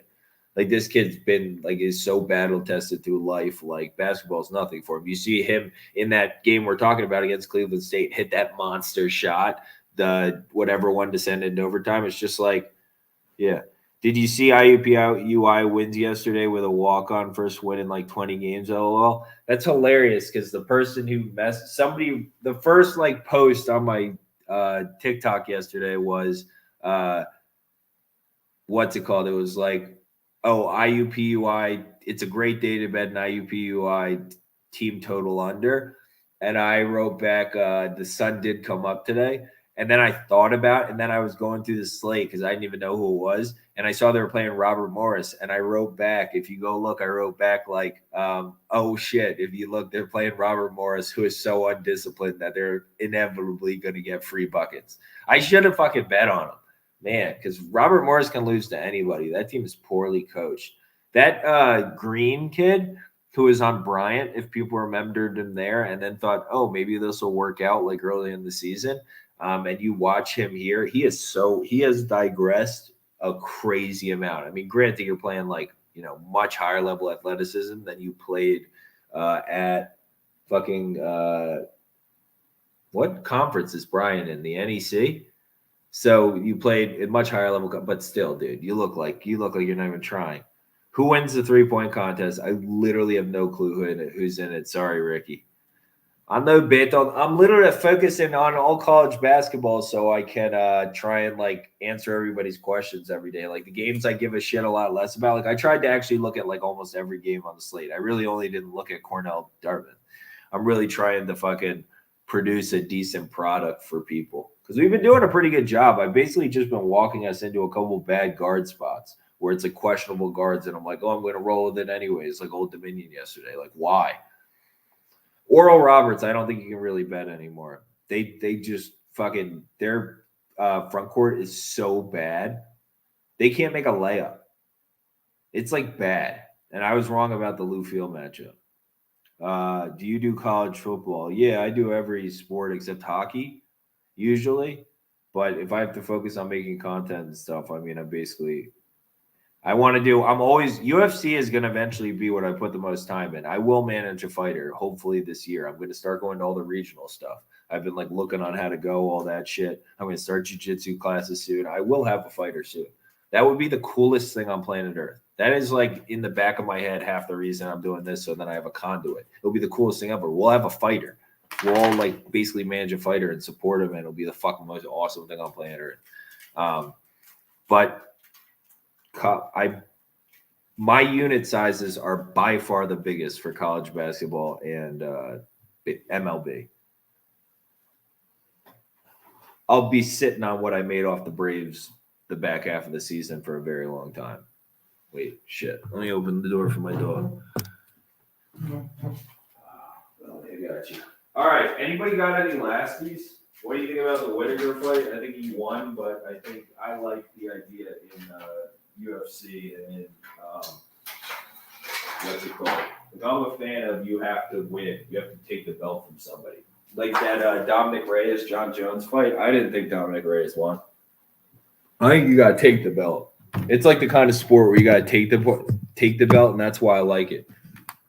Does your board say take Princeton? No. No, I didn't have it there. The more somebody else brought it up, it could be a decently bad sandwich spot. But I think, I don't know, looking at that last matchup, I think that the front court matchup will be interesting. Because it seems like the Eva Boygan or whatever, no Llewellyn in the first matchup, somebody said. But the Eva Boygan guy or whatever, if he gets in early foul trouble, which the Cho guy can very well do as an older kid, it could be bad. But then I'm just going to watch it because I want to see Princeton play well. Like, I'd like to see Princeton win. I'd like to see them play well. And then I can feel really comfortable taking them against Yale. Like, I'd like to see them blow them out by 50. Princeton win by 50 so they can rest the core players in the back end. And I can feel really comfortable taking them against Yale tomorrow. Because the Yale guards aren't going to be able to defend their guards, I don't think. I don't think they really have an answer for the Evan Boygan guy, too. Dowcow's fight thoughts. Just like staying in the pocket, being overconfident and stupid. Like, I think those guys are really hard-headed Philly guys, the Dowcow's guys. That's how they come off to me. Like, if you've ever heard in interviews, they get asked to like, have you ever gone anywhere else for training, stuff like that? And they're like, no, we got all we need. We all have everything here. It's like they're Philly guys. Like, I have a bunch of Philly friends. I went to school in Pennsylvania. Look, most of my friends are from Philly. A lot of them are from Philly. I know what they're like. They're just hard-headed guys. That's why he stood in the pocket and just got his head beaten in by Derek Lewis instead of like just picking and moving, stuff like that to an easy win. I mean, instead he was just a Looney Tune. So I think Dowcow's, I don't think he's incredibly like smart fighter either when I watch him.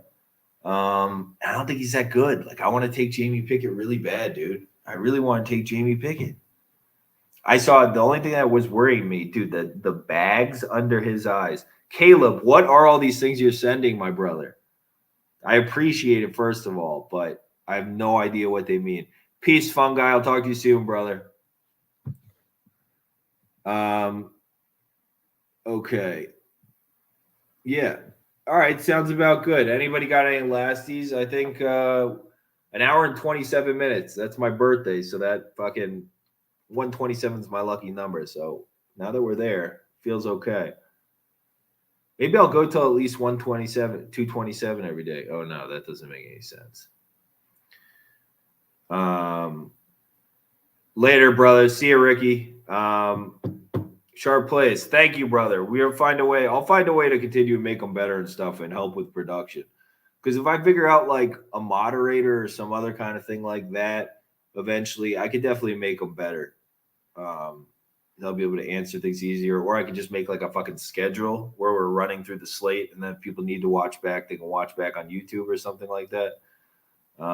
Wait, CTs. McAdoo is a game time decision. Makidu. Kidu? Fuck. The fact that I don't know what you're talking about is killing me right now.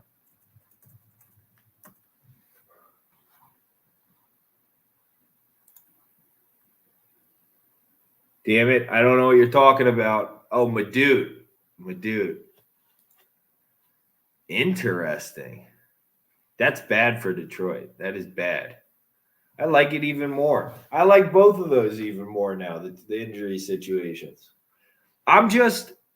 It's guard play for me now. We're at that point in the season regardless, and I just need to tighten my asshole up on guard play. I'm getting fucked in the ass with just offenses that just run into the toilet because they are who they are. So I got to stop it. Like Old Dominion, just why don't you not? Like, just don't.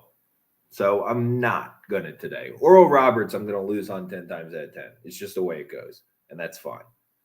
I have to learn my lesson there. And I won't be betting any more Oral Roberts this season. That's the way it goes. I think they should win that matchup. Okay. Brothers, I think that's it for me. A final look at the slate. I'm definitely on Gabriel Benitez. That's the only thing definitely tomorrow for me. I love how everybody's on Onama. No Ayala, for people that know. No Ayala. I think that's the biggest injury situation. Look ahead for tomorrow. Oh, no.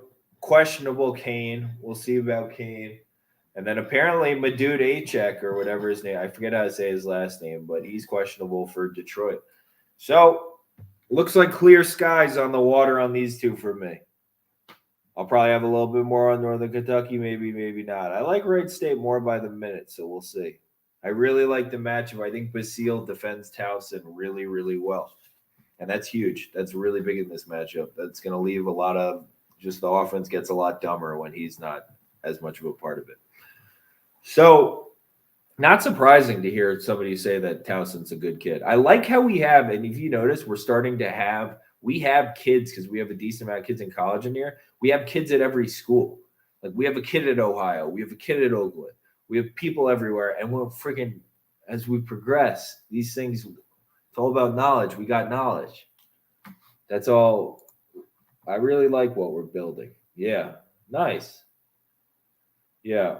Tied early. This will be a good game to watch. It'll be interesting. Because Butler's guards are tough, man. They're not bad. They're really not bad. This is a tough team. They lose a lot of really close games. I'm starting to think, it feels bad to say, and I don't want to be mean. I say that too much. Maybe I'm just a mean guy. Fucking I don't think what's-his-face is a very good coach. The coach of Butler. I'm not I want to like him, and I gave him about a whatever it is, 4 or 5 year leash now. I'm good. I'll sell this stock. Wait, their late game offense is shit. It's been shit since he's been there. St. John's lost me so much coin last year versus Butler when they blew the lead in window too. Yeah, but then again, it's like when Posh Alexander and like Dylan Adewusu and stuff lose you a lot of money. Like, what do you say? It's like the same thing I say whenever like earlier in the season. Do you know how much money Fats Russell has cost me this season? And I knew that lesson. I've been watching Fats Russell for fucking 5 years now. 5 fucking years, and I still lost a lot of money on Fats Russell earlier in the year. Sometimes lessons are hard to learn, man. Really got to be disciplined. Like, by now, I'll tell you this much. I'm having a good day. I'm taking a girl to sushi later. Like, I don't need to have that in my life to have Fats Russell ruin my day. And I'm not going to be like I'm mature enough to be like, I'm not going to have FOMO missing out on Fats Russell as a favorite money. I'll be okay. I'll be just fine. So, a lot of turnovers. I will say this.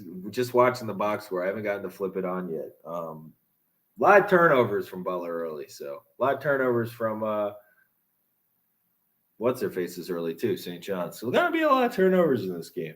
Interesting to see whether it goes over or under. This probably, I mean, shaping up to be a pretty good game for Butler if we're going to stay low scoring. Like this game's not trending over. I guess it's going to trend in the mid 60s. Yeah, we'll see. This will be interesting. I got Champagny. Where do you get TTL? Where do you get? Is that FanDuel where you get player props on fucking college basketball players? I don't have. It sucks that I can't. Living in Vegas, I can't do. I don't have anywhere to get props like these. Yeah, FanDuel has sick props. I can't play props. I would like to gen out. Like I just do tiny amounts of money. But I would love to just degenerate out and do those. It sucks that I can't. If Northern Kentucky wins, you're taking her out to sushi. If they lose, she's taking you out. Yeah. If only, luckily, I've graduated beyond. Literally, I can't. If I put so much down that it affected my mood, I wouldn't then be able to like watch the game and learn from it. So I can't put that much. It literally won't affect my life. No bet ever affects my life. It's been so many years. I've been betting now for 20 years. So like basically the anniversary of 20 years. Because I'm 32. I started when I was 12.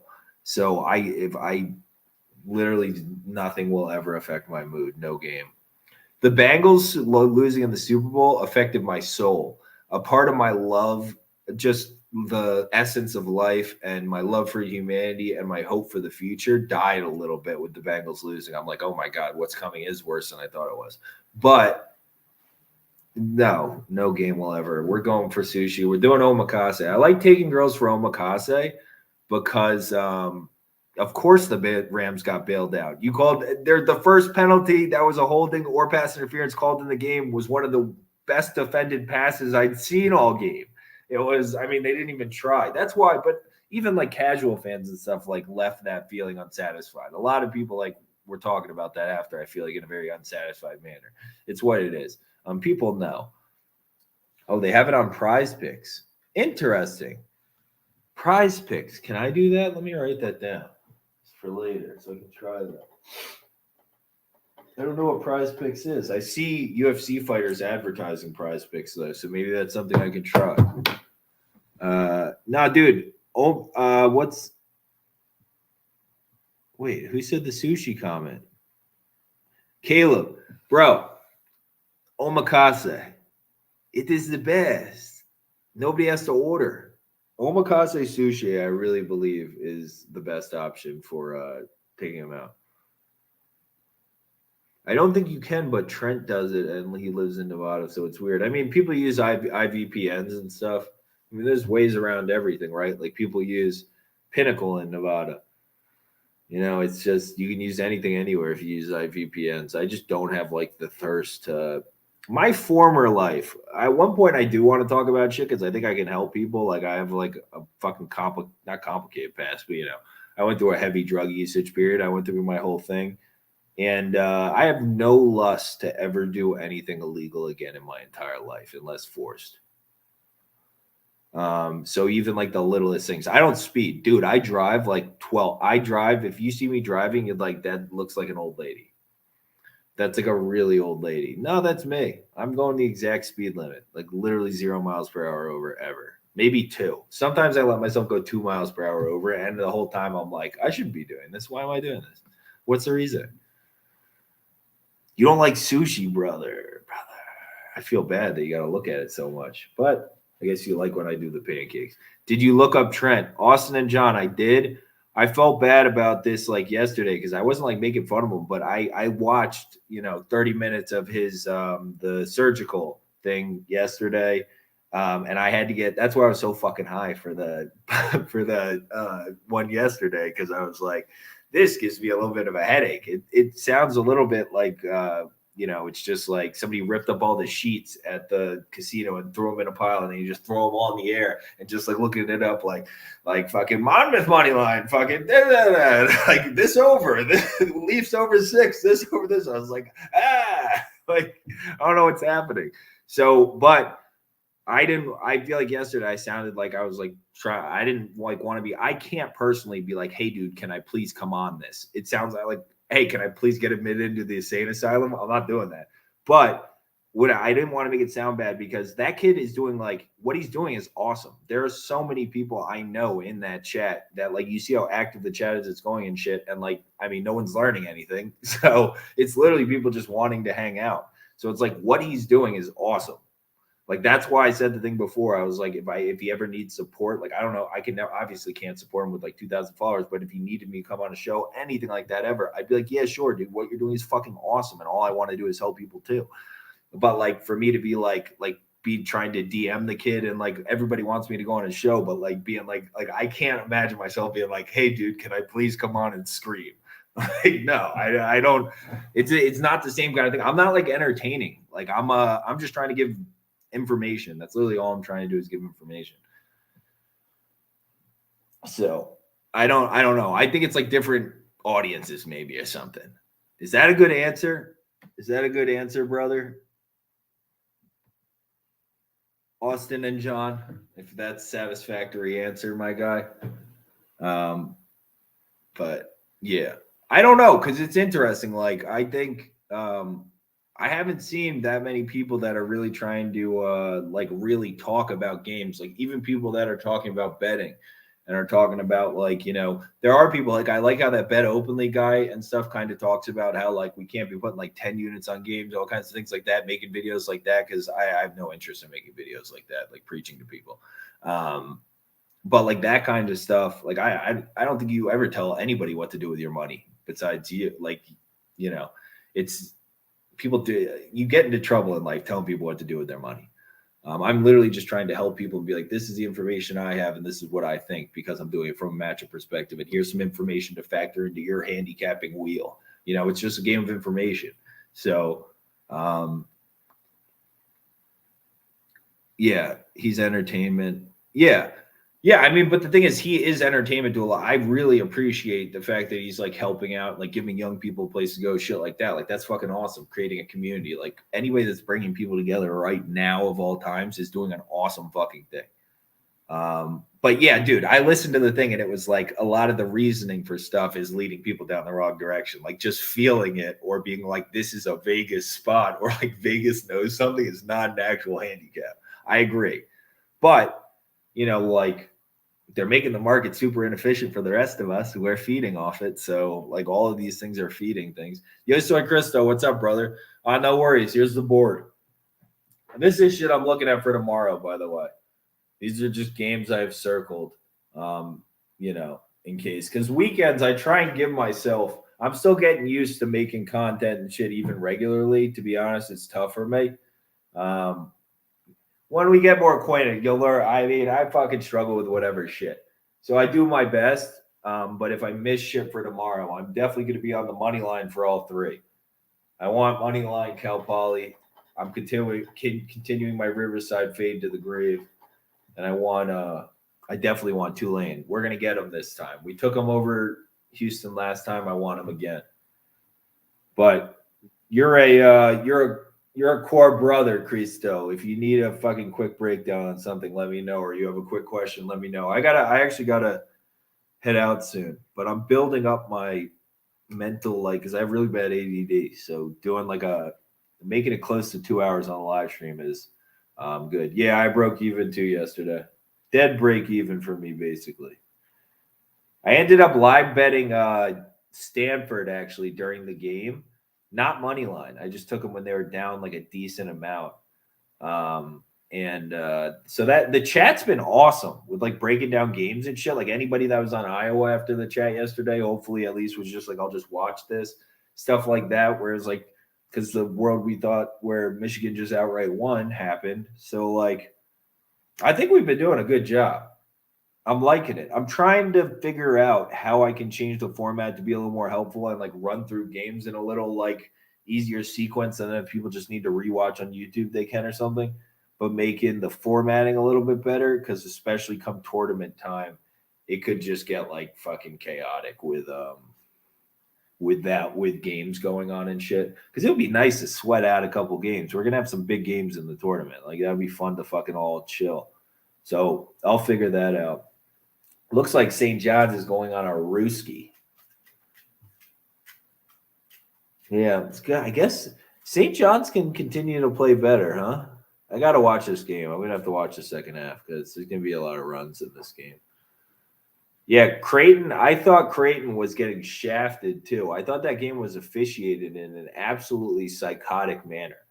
Like they were literally I thought somebody was going to get hurt. That's what I tweeted. I tweeted at the Big East basketball fucking Twitter. And I was like, yo, chill the fuck out. Somebody's going to get hurt.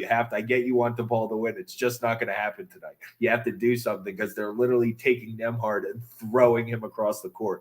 I will say, I still don't think he's very good, but I learned something toughness-wise about the younger Nembhard last night. That dunk he had when they kept fouling him and shit, and then like he was taking it to the rim and they were just fucking mugging him. So he said, fuck you, and just fucking super dunked it on their face with a nasty dunk too in transition.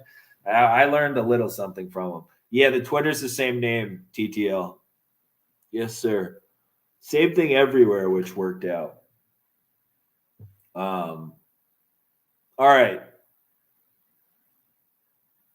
Feel like I gotta wrap up. I just fucking felt my stomach go fucking wild. Started grumbling, and I gotta get these guys out. This guy, and that girl. I gotta get out. So freaking you too, man. TTL, you too. We will.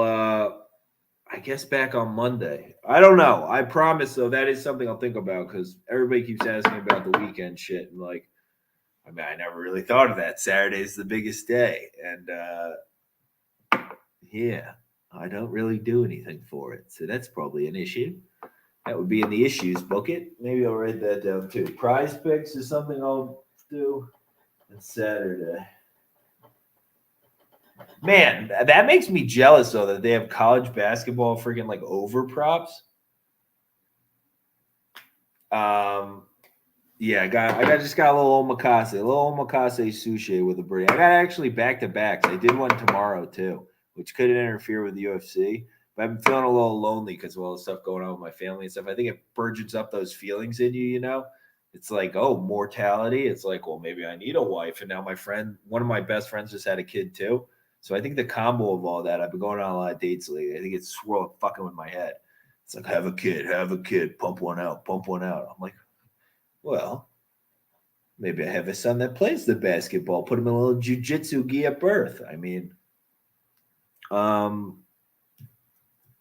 player props fun for small units on TV games. Yeah. I mean, for college basketball player props, though, like the matchups are pretty definitive. And with a lot of coaches that you can really trust to like push things, I mean, I could see some value there. How low are the limits, TTL? Like have you ever tried just punching it in to see what the max they would let you do is? Because that's what limits me on a lot of things in terms of playing things. Like if the most I'm going to be able to get down, if I have to run to like 5 different books to put down like fucking $1,500, it's like, why don't I just fucking just fling myself off a fucking bridge at the same time? Like, I can't even put the time into that. I would fucking lose my mind every day.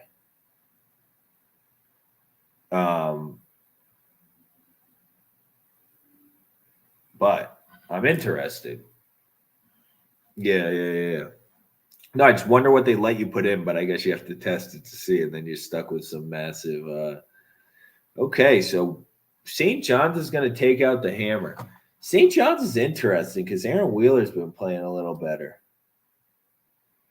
I wonder how they end up.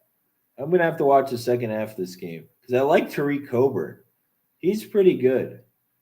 If only they didn't have Pasha Alexander, Monte Mathis, and that Dylan Adewusu guy. Like, so little skill in that bunch.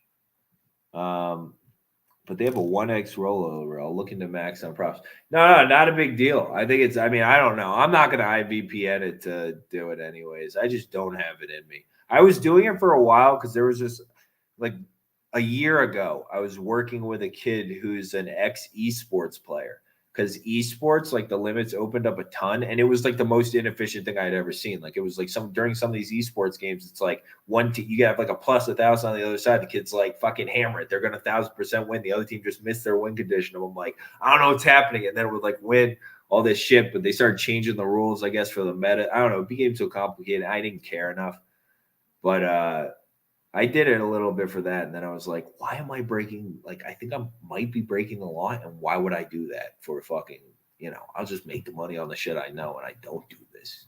Just don't do it. So if you bet 50, you either win 100 or lose 25 if it hits. Oh, that's kind of cool, Caleb. That's interesting. Okay. Huh. Dude, all of those books and stuff do all these crazy things, like the cash out option. Like, no fucking casino lets you do a cash out option halfway through a game. That's awesome. I think that is like the coolest. I wonder, can you partially cash out? Because that would be really cool. But I guess they're just baking the juice and stuff in anyway. So you think it's basically probably the same thing as live betting, or arguably worse if you do it out, I assume. Because why else would they give you the option? Nothing in life is just free. Oh, okay. You have to bet 2 player props minimum. Okay. Yeah, I don't know. All of those things just make me feel like it's like, why aren't you letting me like books lose money on big underdogs generally. That's where fortunes are made, are underdogs, straight bet underdogs. That's where I like to live. I like to live in my pit castle. And I'm going to stop living in castles made of Old Dominion and Cal Bakersfield. It's all regular bets, minus 113 juice.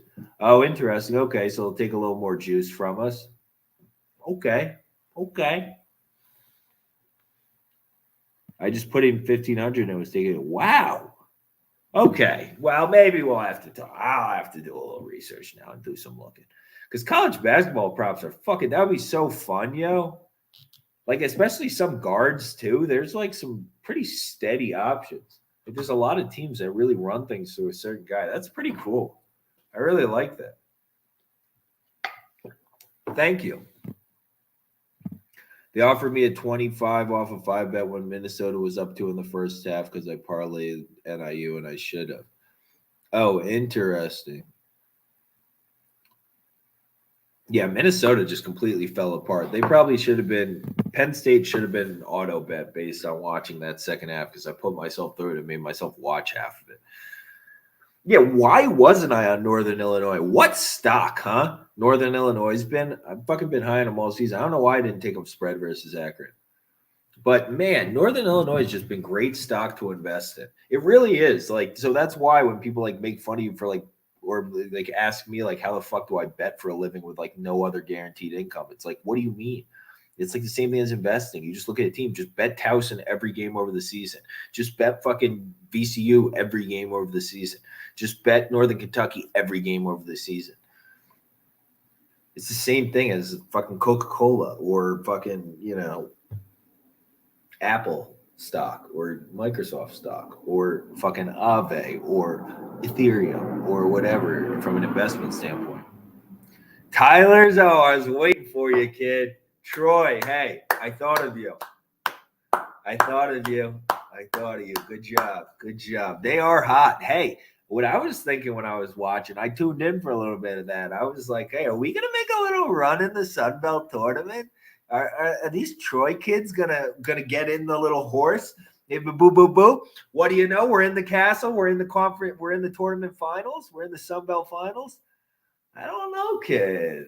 I like that Troy team. They've had chutzpah, and they're no fakes. This has been going on for a good, better part of a couple months now.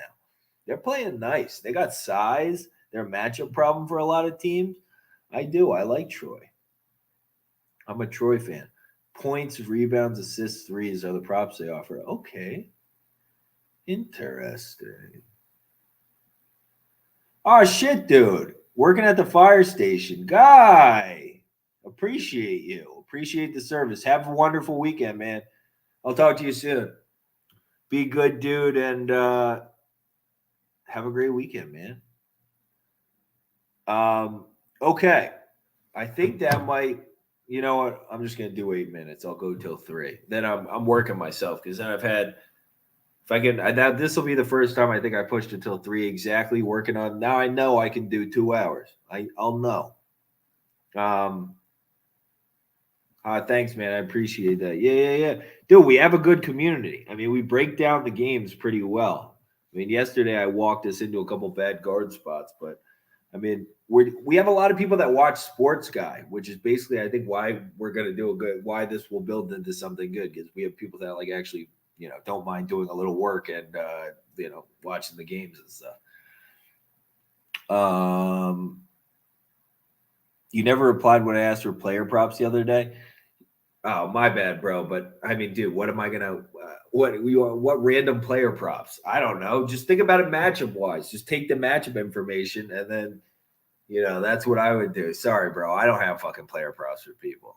We are just literally talking about that, and maybe I will at some point because college basketball player props would be electric. I've never thought about doing baseball player props because it's like I feel like they're just taking money from you. Because it's like, pitcher versus hitter matchups. There's some of them. So there's like certain days where you'd have like a pretty distinct edge. But otherwise, a lot of it's just due to variance. I mean, people that screaming like that's what baseball is. A lot of it. That's why baseball betting is so awesome because there's so much statistical regression you can bank in. That's why baseball, a lot of sharps will put tons and tons of money on it. Why overnight lines move so much in that relative to other sports and stuff. Because you have that like statistical regression kind of backup stuff. So like day-to-day player props for baseball would be fucking a little bit scary. But I had a free bet of 5 player props that just put in random stuff and it paid $250. Nice, dude. Good for you. Sometimes a little luck. Sin City, quick recap of what? Today? I like Northern Kentucky. First matchup, don't get fooled. It was a back-to-back right after a COVID break. So you saw they're going to take a lot of jump shots in this matchup. Northern Kentucky takes a lot of jump shots in general. Now they're on a 5 days rest. I'm going to be looking to add Northern Kentucky early. SC was tied with LMU. Yeah, LMU covered. So I think I got that right. What's it called? So Northern Kentucky, I think they're just going to get better offense. I think they're both going to get dribble penetration. I think Detroit's probably going to score to some degree, but I think they're super inefficient, kind of like Oakland. Don't play their best offense most of the time. A lot of my turn, your turn shit versus a Northern Kentucky team that's scalding hot. I think they shoot better than the first matchup, but get similarly wide open looks. I think Wright State has a lot. So that's why I like Northern Kentucky. Wright State, I've liked more and more throughout the day. We might have an injured Jamal Cain. Well, he's injured. Whether he plays or not, hobbled or not, is another thing. First matchup is deceiving in that game because Cain didn't really play. He got 2 quick fouls early and then came back in and got like a third one right away. So he never really got in game flow. Different game, probably expect a different game today, but he's injured. So I don't know, playing, not playing, whatever. I think there's going to be some consistent offense for Oakland from like Parrish, but that'll be like the best matchup for him. It's not Townsend. It's not Moore, who you normally want to have. I think if you like Oakland in general, I think Jalen Moore's kind of he just kind of looks checked out to me. He's not playing any defense in my opinion. And I don't know, it seems like he wants to be somewhere else. I love the way Basile defended Townsend, and I think that's going to be huge for this matchup. Without those easy points for Oakland, I think it's a lot more difficult. And then on the other side, you're going to have Holden and Trey Calvin, who Trey Calvin is the best guard in this conference. Yeah. I mean, who even sniffs his jockstrap in this conference? I don't really think anybody. So I'm going to take Wright State. I think the market's still super sour on them from earlier in the season when their defense was an absolute sieve. It's still not the best defense in the world, but it's nothing like that shitbag defense that was earlier in the season. Really good coach in Nagy. I think we probably have the coaching advantage of both these matchups because Campy's kind of, I mean, at this point, a little more a great identifier of talent, but I don't know about scheme-wise. I think Wright State will be fine against the zone when he throws it out there. Nagy's a really good coach. And then Northern Kentucky, awesome coach too, and Darren Horn. Darren Horn is a great coach for them. That's why I think they play such as either like I think that's why he gets good guards there, and he like identifies people like Sam Vincent, who's going to be really good in the future. Was that good for you? I feel like spirit just possessed my body and regurgitated everything from earlier. I'm getting pretty good at those. How'd that do, Sin City? Was that sufficient? I don't know about Dartmouth. I don't have anything, Tyler, on Dartmouth Cornell, unfortunately, brother. I've seen some people on Cornell, but I haven't watched. I think I might have caught one Dartmouth game and have watched 0 Cornell, so I can't help, unfortunately. That's like the only one I don't have like no opinion on whatsoever. I guess also Mississippi State, Missouri. That game reminds me of Iowa, Michigan yesterday, where if you told me Missouri went outright tomorrow, I'd be like, okay, sounds good. And if you told me Mississippi State because they're at home, where you actually are allowed to take them, unlike on the road, if you tell me they win by 25, I'd be like, okay, they have enough resistance inside, whatever. So, I worry because Dartmouth can hang around even though they're terrible. They have a couple older kids, right? They have a couple older guards. They have the Ray kid who doesn't seem to be that bad. What, like Arjun Ray or something is his name? He doesn't seem to be that bad. All right, nice, Sin City. Thanks for responding. If there's any of these, I feel like, I don't know. I can't get in any more way of sincere carry for people asking about Kent State. Because they have so much talent, size, athleticism, everything, and Giovanni Santiago is back. So that's the biggest thing in that. Cristo, why is Tulane on the board? These are for tomorrow. So we were talking about earlier on the stream, we got, Tulane's Wednesday? Fucking A. Yeah, then yeah. That's Tulane versus Houston. Exactly. These are just for future because we were talking about matchups today. Cal Poly versus Riverside continuing the fade. I'm confident in this game. Cal Poly is going to beat Riverside as an 11.5 point dog. I truly believe that in my heart and soul. Princeton over Yale, which should be a back-to-back tomorrow. Somebody said they're busting there after the game today. And then Northern Colorado versus Weber State. The sandwich game, people are going to overreact to the sandwich game. We should get them as a dog price. If we don't, then the market's really fucking saying something. They're saying, somebody please take Weber State because we don't want to lose our shirts. So, well, they're not going to lose their shirts either way on a fucking mid-major college basketball game, but you get what I mean. So, beautiful sandwich spot we nailed yesterday with Idaho State. They also had a really good matchup with the Parker kid inside, whose name I now remember being Parker because I watched the game. But Northern Colorado, I hate Bodie Hume. I want to kick him in his face, but I think they respond. These are all look-ahead spots. So, yeah, sorry. Maybe I should write that. Look ahead. I should maybe have a corner of that in the board, like how I used to have the closers column. Maybe there's somewhere where, like, if I ever make a website or something, I can have like a look ahead calendar where like the early UFC goes up and games for later in the week, so that we can all get on them a little earlier. Like I don't think there's that many people following that are gonna murder lines. So I'll do that myself. I'll murder the lines for everybody, unfortunately.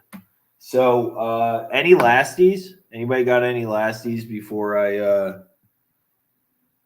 hit the road? I hit 3:00, so 2 hours. I have minor neck pains. Other than that, I think I'm pretty good. So I think I can handle 2 hours for March Madness when that comes. So good. It was a good experimenton today. Good experimentano. Any last things? I kind of like to watch this. Butler St. John team in the second half. Butler's defense must be a real sieve right now. Or I guess they've given up a bunch of live ball turnovers, so that's bad. Any Any last call? I guess if I write spread only next to a fucking dog, that's probably a bad sign. Because you need to see a win condition to take any amount of dog. That's one of my core rules. I'm a jerk. I still think this game isn't over though. Any predictions who you think are going to be in the Final Four of March Madness? I think it's so matchup dependent this year, Caleb. Like there's so few teams that are multiple enough for it not to be matchup dependent. Like, Duke's super multiple. So I think Duke, if I had to take a future, I would take us. Fucking disclaimer, both my parents went to Duke and I've been watching Duke basketball since my dad went to Duke for law school too. I've been watching Duke basketball since I was fucking, since I could see. So that's a disclaimer. But I think that's also why I know what good basketball looks like. But I think Duke is a serious contender. It's tough, man. Because I'm gonna have to, for Arizona to win, I'm gonna have to see something out of Kirk Carissa that I know doesn't exist. There's a lot of these top teams, so it's very matchup dependent, in my opinion.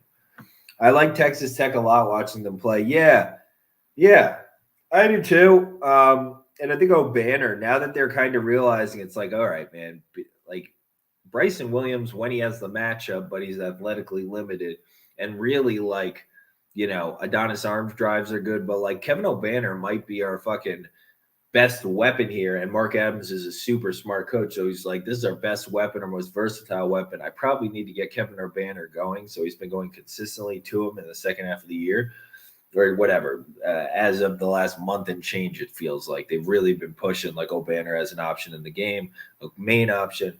So I think that's super helpful. What I really worry about is there's going to be moments, right? If you want to take Texas Tech to go really far, where you're going to have to sit there and be all right, Davian Warren, go get me one this possession. Terrence Shannon, go get me one this possession. Kevin McCullough, go get me one this possession. Although Kevin McCullough, I feel like has been playing way less. I haven't actually looked, but just eye test wise when I tune in. I mean, I can't fucking do that. I won't do that. So I won't. It's tough. I mean, I know Arms, and I know O'Banner's such a winner, and I know Arms is a winner. I know these guys are going to get a decent amount done. If they do it, it won't surprise me. But Davian Warren to close out a national championship or something, I mean, that seems like a fairy tale. That seems like something I can't really see happening. I mean, usually, dude, as crazy as it is, it usually just comes down to who the best guards are. I mean, basically every March, it's just who the best guards. Last year, does it surprise you Jared Butler and Davion Mitchell ended up winning? How that can't really surprise anybody considering they were the two best. Davion Mitchell was the best guard in the country last year. So, of course, he won. Who are you on last year, Gonzaga or Baylor?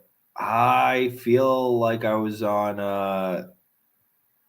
I don't think I was definitively on anybody, which is a cardinal sin because I love Baylor and I love Davion Mitchell. I think I put lean Baylor. I know I didn't put Gonzaga. I put lean Baylor, something like that, which was a cardinal sin on my part.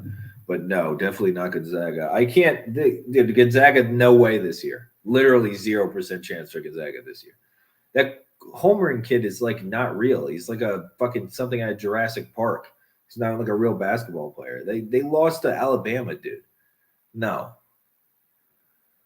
Do you transmit mission to other sports heavily after the NCAAB season ends? Yeah, I've never gone. This will be I'm basically going on a year of really I spend an unbelievable amount of time on MMA because I don't know it that well. So MMA, I spend arguably the most time on. I'm always watching interviews, anything, just learning about mindset, learning about everything because I told everybody I want to manage a fighter.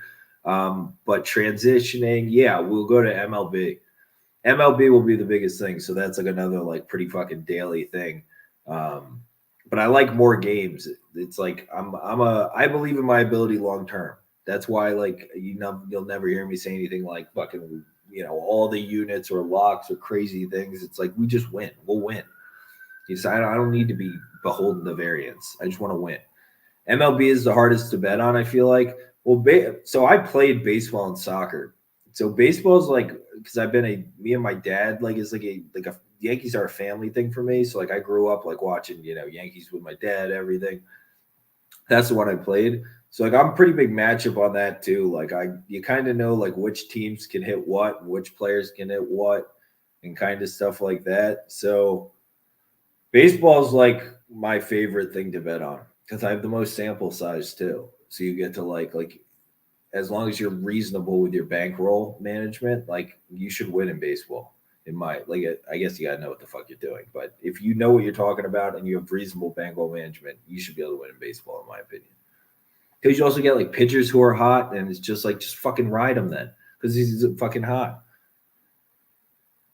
There's so many things. I mean, just so many angles. But like, you gotta. I do agree. If you don't delve into the level where you're like, this team really can't hit sinker ballers, or like I know like elevation wise how that's going to impact the baseball and stuff like that for certain matchups. And like this guy's multiple sliders are going to give this young lineup a fucking like a Julio Chacin throwing 6 different sliders is going to give this young lineup more of a problem than it would normally. Like angles like that, I wouldn't bet as much baseball. But I also know people that bet hundreds of thousands of dollars a game on baseball with just regular algorithms. Like just like your algorithms based off of they put in like they're pretty detailed algorithms that have weather involved down to everything, but it's still just an algorithm. Like to me, that's like in my head just an algorithm. It's just like past performances. That doesn't say much about what's going to dictate now.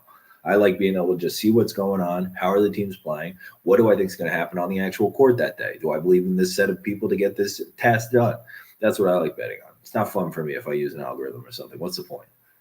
Why don't I just go make an algorithm, make T-shirts or something, or do something else? Like do something else with it. Then the point is, it's a puzzle. That's the whole concept of what we're doing. Puzzle solving, problem solving. That's what engineering is. I guess is logical for me. Oakland is full of fraud, so I'm with you on Wright State. What's your reasoning? I think the matchup, Tyler. I love the way Basile matches up with Townsend. I actually think while rewatching the first matchup, you have to, if you go rewatch the first matchup, be aware that it was a back-to-back, just like Kentucky was on a back-to-back versus Detroit the first time. Oakland was on a back-to-back versus Wright State the first time. So take that into account. I think Basile fucking manhandles Townsend on the defensive end, and then I think he can get a lot more offense going on the offensive end this time. I think Trey Calvin is the best guard in the conference, hands down. I am still live sharp plays. I said I was going till 3, and now I'm going to answer these last questions from Tyler because he just popped in, and then I'm going to fucking skedaddle. I'm going to probably go hit this pen a bunch more and get ready for sushi. I'm going to probably take a shower because my hair is looking a little fucking greasy. Fucking looking at myself in this and shave off this gross shit. I'm going to go get myself together and I got to take the dogs for like a long ass walk too. Because Dino, you got to remember, this guy is not even like, he's like 10 months old. Say hi, Deanie. He's like 10 months old. So like if I leave him home for like 3-4 hours and like I want to have the ability to do what I want after sushi, I gotta take them out for at least like a 2-hour walk or something. You're good. Nice, Tyler. You can always, by the way, everybody can, I record them on YouTube. So if people ever need to watch back, that's how. Do you go to the casino to place bets because you live in Vegas? Depends. Depends on what. Like I have the apps for every book, like on my phone. I don't know where. Oh, I'm on my phone. Fucking idiot. But I can't open it to show you guys, I guess. But fucking, I have like a million different apps. I have 30 something outs. I literally have 30 different places to bet. So like depending on what the day is, maybe not 30, maybe high 20s. I had 30s. At one point I had like 31, and then I was like, this is now stupid. But it's like different. It's like, would you shop at the same grocery store all the time? That's how in my head I'm like, I need to have, I like to go to Sprouts. I like to go to Trader Joe's. I like to go to fucking Whole Foods. I like to go to wherever. I like to go to my butcher for the meat. I don't want to go to get meat at wherever. So like I have a couple of offshores that actually give me like way better juice, like on early lines. So I'll do that. Like if you notice, a lot of times the juice will shrink as the market, the books need less juice as they become more comfortable that they're right in the number. So like early, a lot of times some books will have much wider spreads, and I play a lot of underdogs. So generally it's shaded that way. So that really, really helps me. Trader Joe's snacks are the best fucking thing. is the best. They do smack. If I could stop banging all the girls in Trader Joe's, I'd be able to go there a lot more often. But I'm on a ban right now. I can't go for a few months. Yeah, that phone thing got me. I'm happy. I'm actually pretty proud. I thought I would have had to look for it. I'm surprised I didn't get up and go look for my phone. No, I'm going to get sushi in a bit, man. It's only 3 here, Sharp Place. So I'm going to take the dogs for like a 2-hour walk. I'm going to cook them their shit because I cook my dogs like all raw. So they just eat like fucking like butcher shit. So like a bunch of meat, fucking organs and shit, and like yogurt and fucking a little bit of fruit. So it takes me a long time. I got to fucking take it for a long walk so I can go out. And yeah, whoever's saying the shit about what do you do after sushi? Well, if I want to, I'd like to be able to. So I got to take them for like fucking a really long hike. Dino's still really young. Yeah, I went to Lehigh, Tyler. I did. I graduated in 2012 with a crippling drug addiction. Crippling. Granted, I managed to keep it going for another 5-6 years in New York City, though. Working a damn good job. But yeah, crippling. Do I like living in Vegas? Does Lehigh have a good basketball team when you went there? That was CJ McCollum. We beat Duke in the tournament. People were fucking hanging from lampposts and shit and throwing kegs at cop cars. Yeah, it was legit, kid. That was like the best moment I had there. No, not the best moment I had there, but best like school moment, you know. Allen Fieldhouse. That's sick. That's cool you went to KU. I am on here, Sin City. It's just going forever. Is that the Aegis Legend or C? What does that mean? Aegis Legend or C? Oh, no. This is, I don't know what the fuck this is. Oh, maybe that is what it is. I have no idea. I break them so often. I'm such a pothead. I'm always getting up with stuff on my lap. So if you saw my phone, which, hey, I won't check again. It's right there. It's all smashed always. Like I'm always getting a new phone. I'm always getting new these. I'm always getting new fucking everything. I'm always getting up with stuff on my lap. That's like my cardinal sin. But yeah, now do I like living in Vegas? I do because, you know, I came from fucking Manhattan. I lived in Midtown Manhattan or Lower East Side Manhattan, or I did a little Brooklyn, a little fucking hipster phase. I did that for like 7 years, half the time being addicted to fucking, you know, either synthetic or real heroin. So yeah, no, while working in a job where I had to wear a suit and like go walk up to like, you know, the guy with, I don't want to say the name out loud, whatever, the people with the pony on the shirt thing, and be walking in the meetings with the guy who owned that, being like, so no, I didn't like that. But, you know, all my friends and family are still on the East Coast for the most part. So, like, yeah, I'm kind of out here with, like, my 2 dogs. I just bought a house here, fucking, you know, out in the, right next to Red Rock. That's Red Rock outside. So I live, like, out in Summerlin, like, kind of near, like, the older money kind of thing. So it's interesting. I mean, if you like, a lot of people drink here and go out and stuff like that. I don't drink at all anymore. So it's cool that way. A lot of nice people, a lot like New York with transient people, big dog people, which is big for me because I have the 2 dogs, so I can take them to eat a lot and shit like that. People are friendly. Butler is probably getting smashed still. They're not even going to pull it close second half. Yeah, maybe when I write spread only next to things, I just won't write that anymore because my core rule is if I don't think the underdog can win outright, don't take them. So that might have been my bad to put that on the leans list. Well, I guess it would be my bad to put it on the leans list. Take accountability, Jake. I will. Oh, you vape too. Thank you for making me feel like I'm not alone, Johnny.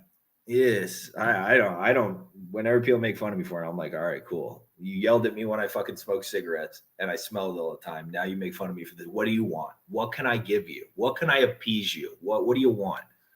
My final card, Northern Kentucky, Ohio, IPFW, Princeton. Interesting. Hey, I can't fault you for taking Mark Sears and stuff. I just like at one point I have to believe in Kent State and Sincere Carry. I just have to. You can get from one side of town to the other in 45 minutes. In Vegas? Yeah, basically. A little sake with your sushi or no? Yes. So I don't drink, but I will have sake with sushi. Yes, that's true. So I don't drink like regularly, but yes. No tables at the casinos. Literally won't touch them. Won't touch them. Literally at all. There's nothing I could care. Like, I don't play poker, anything. All my friends out here, big ass poker players. A lot of them are famous poker players. No interest at all in any of those. I like the fact that I feel like like obviously I'm not playing the game or anything, but I feel like I have a lot of control. Like, I don't feel like I'm just gambling when I'm betting on sports. It's like investing. Like, you have so much information at your disposal. I don't have the other. Bro, it's way better than cigs. I smoked for 18 years. Hey, congrats. I don't know how many I was at, but at least 10. I did 10. I like that. What does that mean? Damn it, Tyler. What in what reference? In reference to what? Okay. We're starting to get a good hangout for like pretty consistently. I am gonna have to figure something out for March Madness. We will do a group. I think Sin City suggested that. We will 100% do a March Madness group. And then I guess we'll have to figure out some kind of live stream because I'll have to figure out how to do it so I can invite people in. Like, we're gonna have to start names to faces and shit soon. Oh, roulette tables are fun. Yeah. Yeah. If you're with your friends and everybody's playing blackjack and stuff, and I'll be completely honest, I actually stand to the side. I don't give a shit because I have so many points and stuff. A lot of people will just flush money down the toilet on blackjack, stuff like that. I just will stand to the side and watch my friends lose money and shit. No, I'm completely fine with it. I don't care. Or win money. Whatever. A lot of people I know play high limit slots, weirdly enough.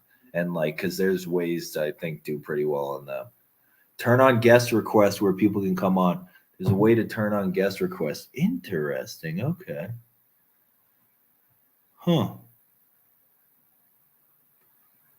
No. Admin settings, maybe. All right, I'll figure it out later. I'm sure I could just look it up on YouTube or something. I'll look up a video on how to do it. But that's something we're gonna have to figure out how to do so people can just come in and fucking give their spiel. Because that's something I also want to work on. Is like when people give recs out and stuff, even if you just give like a one word, like what the fulcrum of the matchup is, where you think it's decided, something like that, then like it just gives people a little more context, a little more like, security. That's what we're trying to do is like help brothers, right? Brothers helping brothers, and we all get to the solution together, whatever, just giving information. So that's probably something I'll end up pushing, but we'll figure out I'll figure out the guest request. Another thing right there. I've been doing pretty good at getting back to people on this shit. So that's something I'll do soon. All right, boys. Aiden, shit. Why do I like Wright State and Northern Kentucky? Quick version. All right. Spark Notes. Northern Kentucky. Discipline. Let me see if I could just do it like that. Let's see if I could do it as a like I have bongos. Some people use Twitch. Interesting. Maybe I will have to do Twitch. Should make a Discord. I use Discord for work. I just wouldn't be active in it. So it would be for you guys. Like, I still am adjusting. I'm going to need, literally, I have an assistant that helps me cook and shit like that. I'm going to get an assistant or ask that girl. She's a girl and she's hot. And I kind of, I've been dipping my toe in that water. So she probably won't be my assistant for too long, let's be honest. So I'm going to get a new assistant and I'm going to need somebody to handle a lot of the administrative stuff to really build out the community side. But shit, I threw myself off. This kind of stuff, the community stuff, I will have to work on because we actually have a really smart community, and other people being able to see the stuff that other people are saying is important. So I will figure that out because a lot of people give really good picks and just the information. We have people like Fun Guy who like has just information out the fucking wazoo. We got to figure out how to distill that for other people to use because that's what first and foremost, like, if you're not into like helping other people, that this isn't going to be the best place because we really do. Yeah, there has to be a way to invite people. I have to be able to, for sure. There has to be a way where I can even just click on the name and send it out. Like if I click on you right now, no, it won't let me. It says follow you or at you, but it doesn't let me through just clicking on you, try and follow you. So I'll have to figure that out. You've seen Trent's stream. He has diff guests for an hour or two. Great idea. Yeah, it seems like I clicked in. I did it yesterday. I talked about it really quick, but he doesn't show their face or anything, so it's just people talking. I wonder how he does that, how he has the people click in. Does he just do it on like StreamYard or maybe it's like Twitch or something, but like, and then you just send out the link to people and invite them in? I'll have to figure that out. I've actually, so since people have mentioned the kid so much, I've actually been looking out for the kid when I go to Red Rock. I do a quick scan through the sports book. I'm like, is the fucking kid here? No, he's not here. So that's as far as I'll go for that whole thing. How does Wright State win by and then become a 4-point dog at home? Because the market is going to continually probably disrespect Wright State from here on out.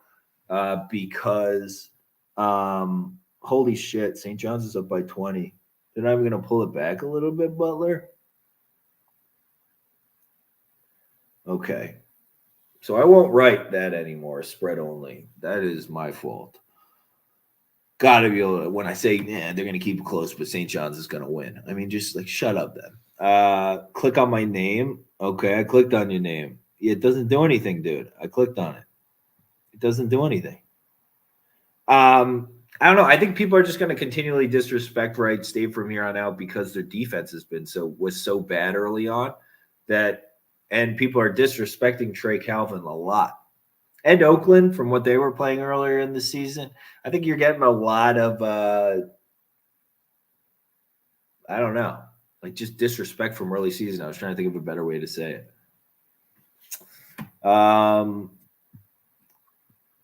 Do you ever chase your losses with live bets? Marty, I don't know. I've never chased. I don't have any. If I lose on a day, if I win on a day, I don't give a flying fuck. I know that I'm going to end up winning long term. I know that, like, no matter what, I work my fucking dick off. I win. No matter what I'm going to do in life, I'm going to win. It doesn't matter. So no, I'm never going to chase. But even if it's the same game, I don't care how much I end up on a game with whatever. That is not the restriction that keeps me from live betting something or not. It's not like, oh, I bet this team pregame, so I can't end up with fucking 10, 15 grand on fucking Oral Roberts or whoever the fuck. So I can't do that. They're two different investments. If you're live betting, they're completely different investments. Right? Oh, they have to have 1K to join the live. Well, we're going to have to, that doesn't fucking work. What the hell does that? That has nothing to do with the information. So we'll have to figure out a way to do that. Good to know. It's always tempting for me to chase.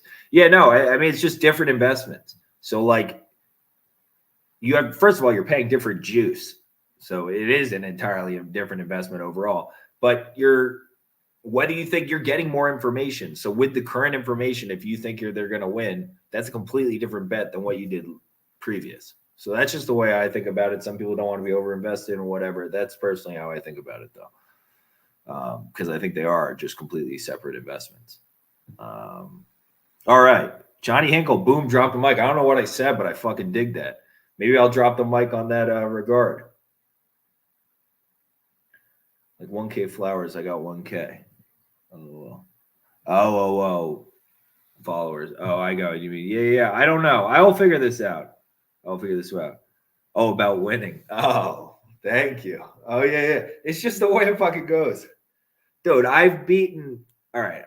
At some point, I think I will talk more about this in case anybody else is going through it. I'll post something with picks tomorrow. We have momentum. I got to keep it rolling. And I think I'm seeing things pretty well. I know what I'm doing wrong and I'm getting wrong. But, dude, I've beaten fucking dope addiction, fucking cancer. I've had a heart attack all by the age of 27. Bro, if you're going to take me out, I've done it all. I did the fucking Wall Street thing. I sit around and bet all day now. No, you're not. These things don't. You win. At this point, I think I'm a proven commodity. I'm like nowhere near those ones, but the stock shall rise. But you can't kill me. You certainly can't kill me. I can put the work in and figure it out. All right. On that note, I will leave that part because I can't talk about any of that shit right now. I will definitely, though, Marty, I will fucking post something for tomorrow. I already talked about the UFC stuff, but I will tomorrow. Don't jinx me. You're a Joe Burrow winner. You jinxing me, Marty? Fucking, that was the most shocking thing ever. I would never thought Joey wouldn't get it done. But fucking all right, Marty. I don't know. By the way, if you got here late, these are what I'm looking at for UFC. The only one I definitely played so far was Benitez. I think a lot of people are going to continue to like Onama. I wouldn't be surprised. So, but the only thing I've definitely played is Benitez. Otherwise, Northern Kentucky, Wright State tonight. Hope everybody has a wonderful weekend. I'll do my homework on all of that stuff. And yeah, Benitez, only one that's a play so far. So I will definitely have Benitez, 1,000%. I thought I would already have Pickett with a little sushi fucking magnet next to him. By the way, I ordered another pack of the same ones. But fucking Jamie Pickett had the crazy bags under his eyes, dude. Crazy bags. All right, UFC really quick. So you see it. Johnny Hinkle. You've been fucking chilling a lot today. I appreciate it. Rodriguez. I think Christian Rodriguez. I get whatever. Up a weight class, short notice versus Jonathan Pierce, who everybody loves now. And he's a lot bigger as a grappler. So I don't think I can actually end up wrecking this to people. Because that's where I struggle. That's why I'm starting jiu-jitsu classes soon. Because I lack the wrestling side. Like, I was enough of an asshole as a kid where my dad had to teach me boxing really young. But I don't know anything about the grappling side, so it's tough for me. It's like that's where I get hung up. I know some about it, but not as much. I always have to have the wrestling kid I know explain everything to me. But just a size difference. Rodriguez, though, was in camp. He's been in camp. I heard some blow him along. I think he's been in camp. Really good counter wrestling, stuff like that. Sure, maybe the size, whatever. I think he's special overall, so I am going to have a Christian Rodriguez bet for the memoir books, if nothing else. Benitez, I really think is going to win. That Onama kid is getting so much. He's being priced the same as like a UFC veteran, like a Billy Quarantillo that's proven how far he can. Like it's just insane. The Onama kid had a terrible, terrible weight cut. I think he's planning to stay on the feet with him for a lot of it. He's going to open up a lot of Benitez win conditions because in transitions and scrambles and stuff, I know Benitez is scary because I saw how much Billy Q respected him. So either he's not going to respect him and he's going to get subbed because he's young, the Onama kid, or he's just not going to take it to the ground as much. And Benitez has dirty weapons on the feet and a bunch of experience. So that's fucking crazy. Marty, I'll never be fighting in the UFC, but brother, us all together will be managing a fighter in the UFC at some point. Well, we're going to have to manage him on his journey. We're not just going to get him as he pops in the UFC, but we're going to take him from a couple fights to the fucking UFC. We're going to all do it together. I'm fucking telling you. The journey's going to be electric. And we'll all live stream together, watch his fights, and be like, fuck yeah. It'll be wonderful. It's going to be wonderful. I think Buckley is like, I think he's scared. He gave some gift to Razak Al-Hassan at the weigh-ins, which was super weird. But technically in the pocket and stuff, I think, dude, much more experience. If somebody's going to set somebody up for an earlier shot, it's going to be Razak setting up Buckley. And Buckley, what are you going to try and like wrestle in this spot and stuff like fucking Malkoun did or whatever? Yours takedowns suck compared to that. I feel like we're putting a lot of stock in that because he had a lot going on personally, Razak. And then that Malkoun fight, we see that Malkoun's awesome at that control game. So that doesn't really mean anything. Like, I think we're getting tons of value on this Razak guy who's beaten tons of good people. And the Buckley guy is just kind of a dick. And karma's real. And Razak has been putting in work, going to fight in now he's training at Elevation with Usman, people like that. I like him. I think I probably will end up on Razak. Parker Porter is just so much better in every way. Seems like free-ish money, but they're big heavyweight guys. I don't know. I just don't really think I don't see any reason why somebody should be on the opposite side of this guy. I don't really take favorites in UFC very much, though, unless I really trust them. And then Jamie Pickett. I think he's better in every way. I really do. I think it's just a little bit of aggression tweaking, but he has some scary size bags under his eyes. Like, it looked like he was up doing it looked like he was partying with my former lifestyle up till the wee hours of the morning late last night. He looked there were some crazy bags. Like, it literally looked like somebody like fucking reached in his island, like injected shit in there. Like, it's pretty insane. Didn't look good. But I think he's just like, and it might be him up thinking about things. So like mentally, if Pickett loses, I get it. But I think if he just wants to like tell me if he decides to take down fucking Kyle Dalkhouse, what Kyle Dalkhouse is going to do about that. Nothing, in my opinion. That guy's so much stronger. The physical attribute difference is fucking insane in this fight. The Pickett guy is like a good striker. He's just afraid to let his hands go. So, yeah. All right, that's what I'm thinking for UFC though. I think there probably is value on Johnny Walker. Johnny Walker, investing in Johnny Walker to me is like investing in Fats Russell. It's like, but why? Just why do you do that kind of thing to yourself though? It's a similar thing as I should have thought last night. It's like the Old Dominion pick. It's like, sure, I still think they have the matchup advantage, everything, but during that big drought they had, it's like, well, fucking. So I gotta stop doing shit like that. So there will be no Johnny Walker. There will be no Maryland tonight for me personally. And so I just got to tighten it up a little bit. And then, I mean, there's going to be no issues. We've been putting the work in. So, Old Dominion should have won that game, I think. Yeah, well, it's also crazy that the the dash last name guy, Marshall, just throws down the center for Old Dominion on the pass down the court. The ball goes out of bounds. The center for Marshall runs up the court going, like looking around at all the refs and then going, not me, up the court. And it's just like, and everybody on the court is like, and then they just end the game. It's like, that ends the game. It's like, oh, well, that's fucking wild. But I think that something that needs to be seriously handicapped into games right now is the fact that home teams are getting a lot of calls, regardless of conference. I think it's crazy in the Big East. It's impossible to win as a Big East road team right now. You have to be way better or play much, much, much, much, much better basketball. Like I thought Creighton actually played a pretty damn good game of basketball last night for given how physical DePaul was being with them, etc. Just the Creighton's not that good. But it's really hard to win. Like I'm sure this game right now, like the reason why it has to be so wide and shit, and I see just St. John's living on the free throw line. They're probably calling every bit of contact when St. John's just barreling into the lane. So it's really tough. You have to handicap that shit in. Not about gambling, but what do you think about NCAA's decision to keep 14 playoff for football? I don't know. It's tough because I can't ask these kids to play anymore. You can't ask them to play any more games, Night Gobber.